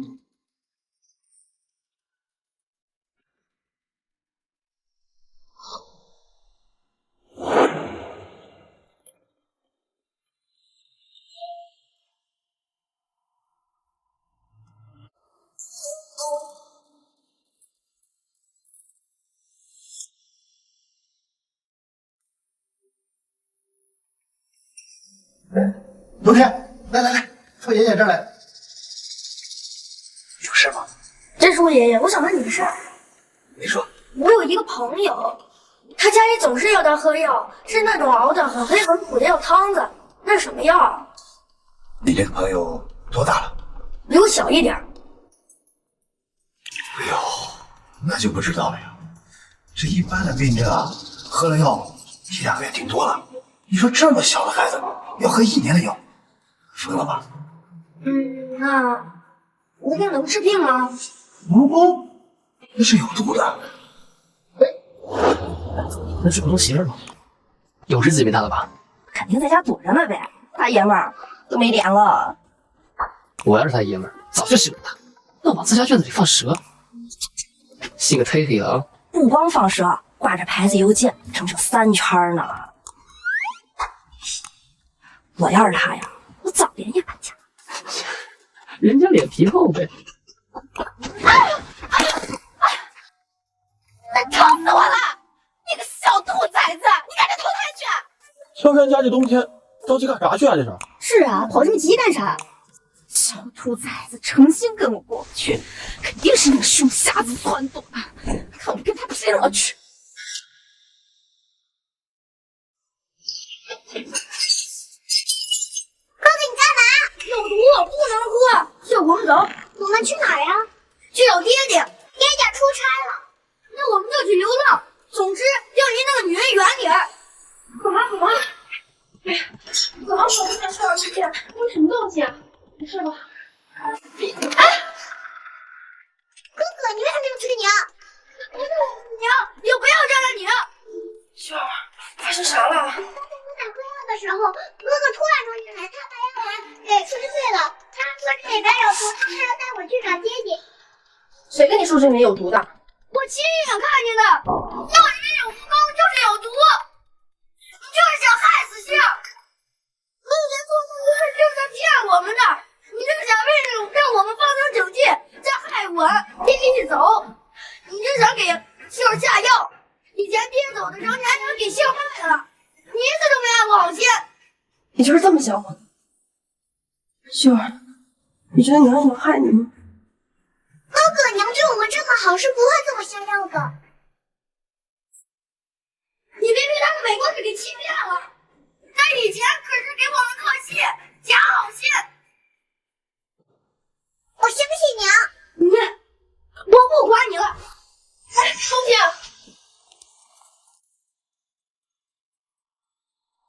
周天，赶紧去。你们刚吵啥呢？给大婶娘说说呗。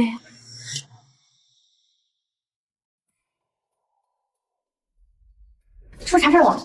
他亲他媳妇儿给举报了，听说是给自己队下毒。真的假的？这熊瞎子也真不是个东西。我听说开药那个大夫已经被派出所带走了，公安都来了，错不了。这些药都是那个大夫给你开的，嗯，治啥病啊？恶性肿瘤啊，用于治肺癌的。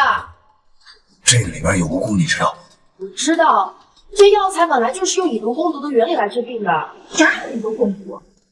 师傅，可别被他给骗了，他就想和那个庸医联手下毒害人呢。我还没听说过蜈蚣能治病，你没听说过的东西可多了。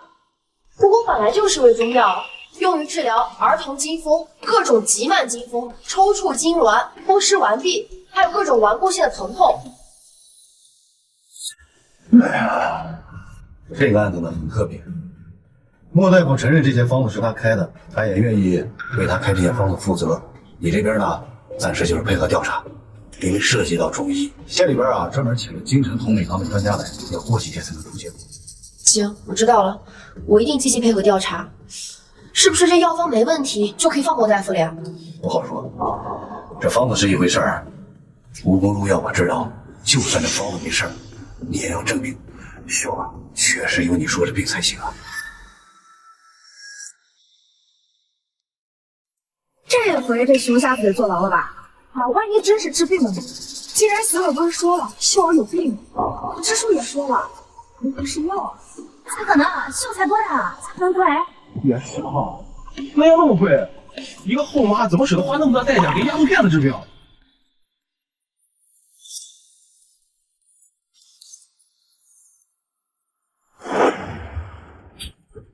哎，冬天，你怎么又来了？支书爷爷，蜈蚣真的能当药吗？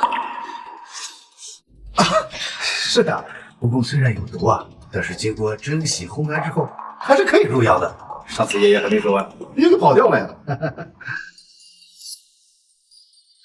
支书爷爷，都是我的错，是我害了娘，是我把蜈蚣的事情告诉了大婶娘的。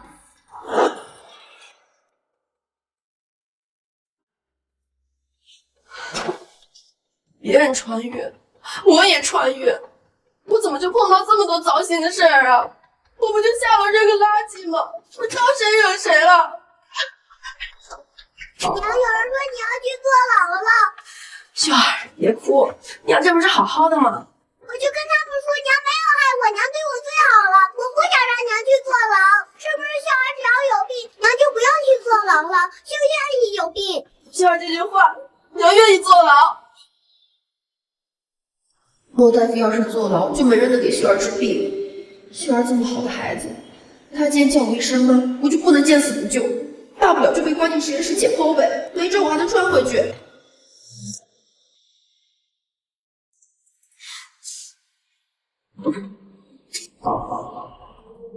我知道你不信任我，在调查结果出来之前，我会把你和秀儿送到知树家住的。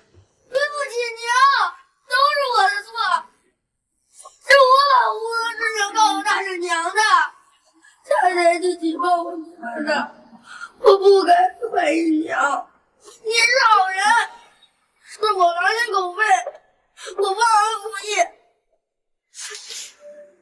娘，你愿意叫我娘了，你愿意相信我了。娘，对不起，我问了，你给秀治的药很贵，要是害人的话，就不会喝那么贵的药了。你怎么跟你渣爹一个德行啊？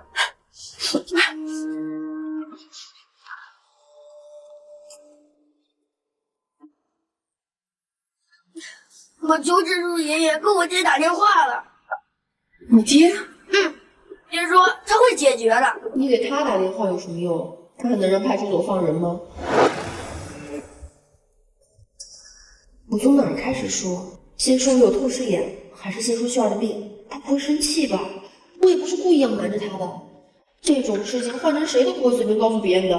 万一他不相信呢？或者把我当成怪物抓起来呢？我们干脆先去派出所坦白情况，就算被当成怪物，至少先把莫大夫救出来，让秀儿也能继续得到治疗。你先别问，先跟我去趟派出所吧。到了派出所你就知道了。啥事情不能在这儿说呀，非得去派出所。说到底，莫大夫是为了给秀儿治疗癌症才被抓进去的，我得去救他。那你已经说我了，莫大夫已经离开了。啥？同美堂的专家被连夜请到临场，这件事情已经得到证实。莫大夫的方子就是治疗癌症的良药。莫大夫已经回家了。不是说专家过几天才能到吗？我请之前的领导帮忙，把专家连夜请过来。就这样？不是说还要证明秀儿是真的得了癌症吗？关于这件事情，我见过莫大夫，他把所有的事情，包括你的特殊情况，都告诉我。这么说，他知道透视眼的事情了，他会怎么看我？会觉得我是怪物吗？我知道这件东西听起来有点匪夷所思。接下来我要告诉你的事情，可能会超出你的认知，我希望你能尽量理解。十几年前发生过一次特殊的陨石坠落，坠落的陨石会散发出一种不明的射线，在某种特定的情况下，会对人体产生不可预测的影响。通俗的来讲，就是变异。那次陨石坠落的地点包含了雷城，所以你的眼睛很有可能就是因为这次陨石坠落的影响产生了变异。而且受到这次陨石坠落影响的人不只是你，还有很多人。国家也因此成立了特别的小组，对陨石还有产生影响的人进行研究。还有这种研究小组，我怎么不知道？怎么突然就科幻了？人天然会对未知的事物感到恐惧，为了避免引起不必要的恐慌，对于研究小组还有人体变异，一直是对外保密的。那你是怎么知道的？抱歉，由于保密协议，我不能向你透露太多。不能透露太多，你们什么都说了。而且这次可能需要你过去一趟。干啥？你们不会是想拿我做实验室切片吧？你在想啥呢？你把我们国家当什么？所有对于生命的研究都要建立于尊重生命的基础上。这次叫你过去啊，是签保密协议。那这么说我没事了，不会有人抓我去做实验室解剖了。另外，我们领导一直让我问问你，因为你的能力很特殊，所以想问问你能不能偶尔去帮帮忙。愿意，我愿意。好了，喝完写作业去吧。这是莫大夫和童美堂大夫共同研制的新方子，效果怎么样？暂时没有扩散的迹象，具体情况还得再观察一段时间。这段时间辛苦你了。哎，对了，我能不能去你们服装厂看看呀？到现在我都没看过你工作的环境呢。我们厂里有规定，不能带家属进去，而且这段时间不方便。等回头我问问金堂。没事，不去也没事，只是顺嘴一提。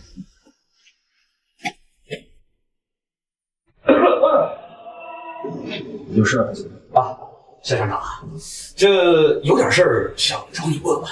我看了一下这个账本啊，每个月都有一笔不小的支出，上个月是900，这个月就变成1500了，转给一个叫什么 A 摸伊的人啊，这什么意思？那叫艾米，是咱们厂的设计师。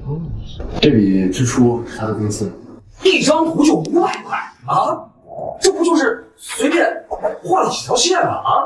啊，夏厂长，我可跟你认真说，我在外面认识那些设计师啊，一张图顶多也就50块钱。你说我哥是不是被骗了呀？哎呀，这样，夏厂长，你跟这个什么英文字母说一下，咱厂啊以后就不用这么事情了。这是金腾的意思。对，强您说的，我没针对任何人啊。这金腾再怎么地也是我亲表哥，我是他亲表弟。哎，我们之间打断骨头还连着筋呢，你说是不是？谁坑他，我也不可能坑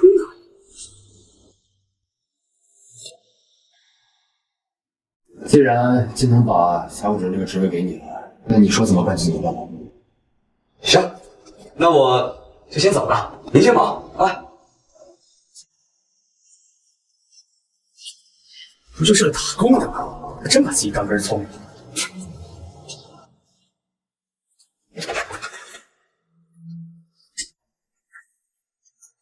喂，潘师傅，麻烦您转告艾米一下，他的设计图我们厂用不了了，抱歉。说来也是我们不对，深圳有一个设计师大赛，这次他寄过来的图纸我打算买下来，以他的个人名义去参赛，也算是对他的补偿。记住我猜您的，有什么消息麻烦您代为转达一下。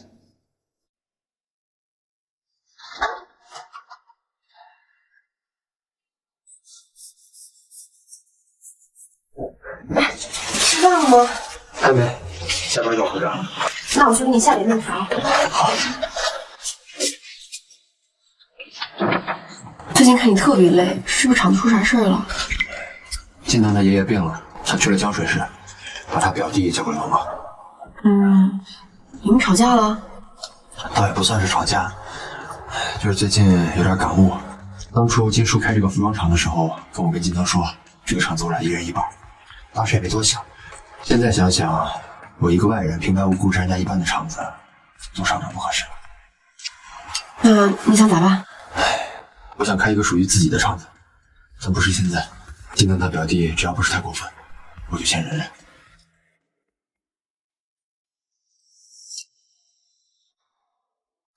我都已经说了，你机器故障就要暂停生产，等维修好了才能继续。你为什么不听我的？你说的倒是轻巧啊！停工一天，多少机器，多少工人，要花费多少钱，你知道吗？我们呀是开工厂的，不是搞慈善机构的。机器故障生产出来的产品跳线，就是不合格的残次品。你卖出去这批货，就是咱这家招牌啊！招牌？什么招牌？你去满大街瞧瞧，外面哪个人会知道什么牌子？不过都是看谁家的好看就买谁家的。好，金腾，你拿主意。对了，来，你说，青山说的对啊，招牌不能砸了，这批货不出了。哥，青山，连他小，有的事情不懂，你别介意。明天有批货要交货，我要去设鉴定了。大哥，你瞧瞧他这是什么态度呀？别忘了你是老板，他就是个打工的。你进厂之前我已经跟你说了，厂里的事情都听青山的，你为什么不听呢？我也是为了你好啊！你想想，平时你忙你不来工厂，你是不知道，这厂子里面上上下下都听他夏青山一个人的。你是老板，你别忘了，这工厂他也不全是我一个人的呀。是不全是你的，但是不能全是他呀。咱们这批货花了不少钱了，不能因为几个跳线的问题咱就不要了。不耽误吃，不耽误喝，不仔细看谁能看得出来？可是别可是了，哥，这批货花了这么多钱，咱不能白白糟蹋了。你确定没人能看出来？这参赛合格的这批货，你们一块儿发过去，保准没人看得出来。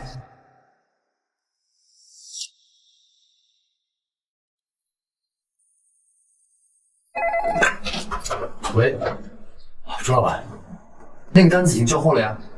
好，您说的这个情况，我会尽快去查清。如果情况属实，我们愿意承担您的全部损失。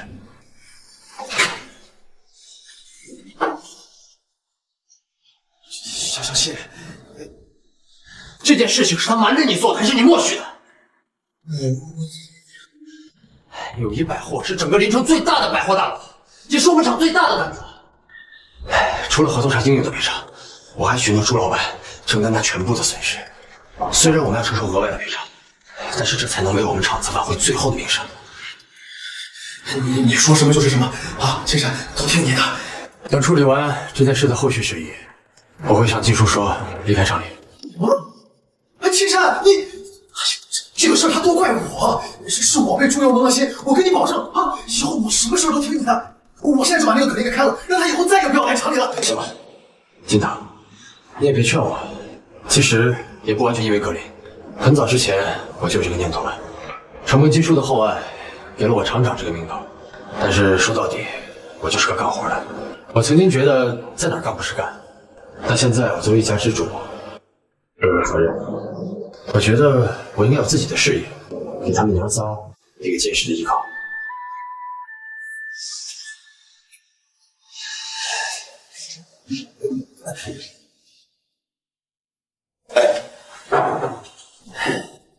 林林同志，请到村部留你的电话。林林同志，请到村部留你的电话。喂，我是林月。谭师傅，有事吗？你的一张设计图拿到了设计师大赛1等奖，奖状和中书都来了，有不少人找你合作呢。什么？什么设计师大赛？京津服装厂的夏厂长只想给我说了一声，给你报了个设计师大赛，以个人的名义，他说厂里不用你的设计图了，对你很不公平，算是对你做一种补偿了。地址和电话留在我这里，这几天有不少人给你打电话，都要找你合作呢。好，我知道了。设计师大赛还得了1等奖，京津服装厂的夏厂长，我这是遇到当代活雷锋了。你就这么从服装厂离开了？是啊，手头工作都交接完了。我说的不是这个，当初说好1人1半，怎么说你也付出了这么多心血，就这么离开，是不是太便宜金腾了？我跟金腾那么多年兄弟，不计较这些。你不计较，我计较呢。严格来说，这是夫妻共同财产。行，我本来也不白走，我打算自己开个厂子，那人脉也是一种资源。你打算开什么厂？我还是打算做服装一类的，但是我打算跟京津服装厂的产品错开。至于具体方向，我还在琢磨。但最主要的是，我要找一个有实力的设计师，为厂子打响名气。你说你们的服装厂叫什么？京津服装厂。你们厂里是不是有个叫 M 的设计师？是啊。你是不是还给人家报名设计师大赛了？你咋知道的？道想人不知，除非己莫为。老实交代。我就是觉得挺对不起人家的。当时签了合约，说白了，我们要是毁约，那得给人家赔偿。但是当时我在厂里又没有什么话语权，正好有一个设计师大赛，我就给他报名了。你对人家这么好，就不问人家领不领你的情啊？那倒是无所谓，我就是觉得挺对不住人家的。况且我很尊重设计师，他们也很不容易。我觉得吧，凡是用脑力搞创作的人，都值得被尊重。你笑啥？笑你是个活雷锋。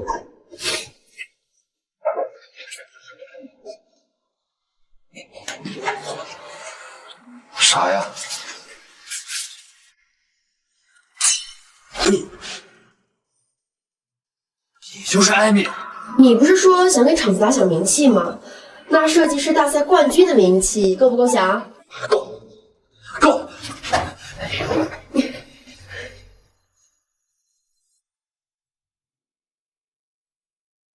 莫大夫和东北堂大夫研究的新方子很有效，秀儿的肿瘤已经停止扩散了。等她再大一点啊，养好身子，咱带她去把手术给做了。好，都听你的。杨老师说下午要来家访，又跟人打架了？你们，阳城市小学数学竞赛各得了第1名。学校的奖励就是京城的夏令营，老师家访就是来跟家长沟通的。哎呦，你小子可以啊！夏令营？哎，咱们一家好像没有出去旅游过哎，不如就趁这次机会一起去京城旅行吧。好啊，我们厂步入正轨了，不用天天盯着，我们一块去京城。太好了，可以去京城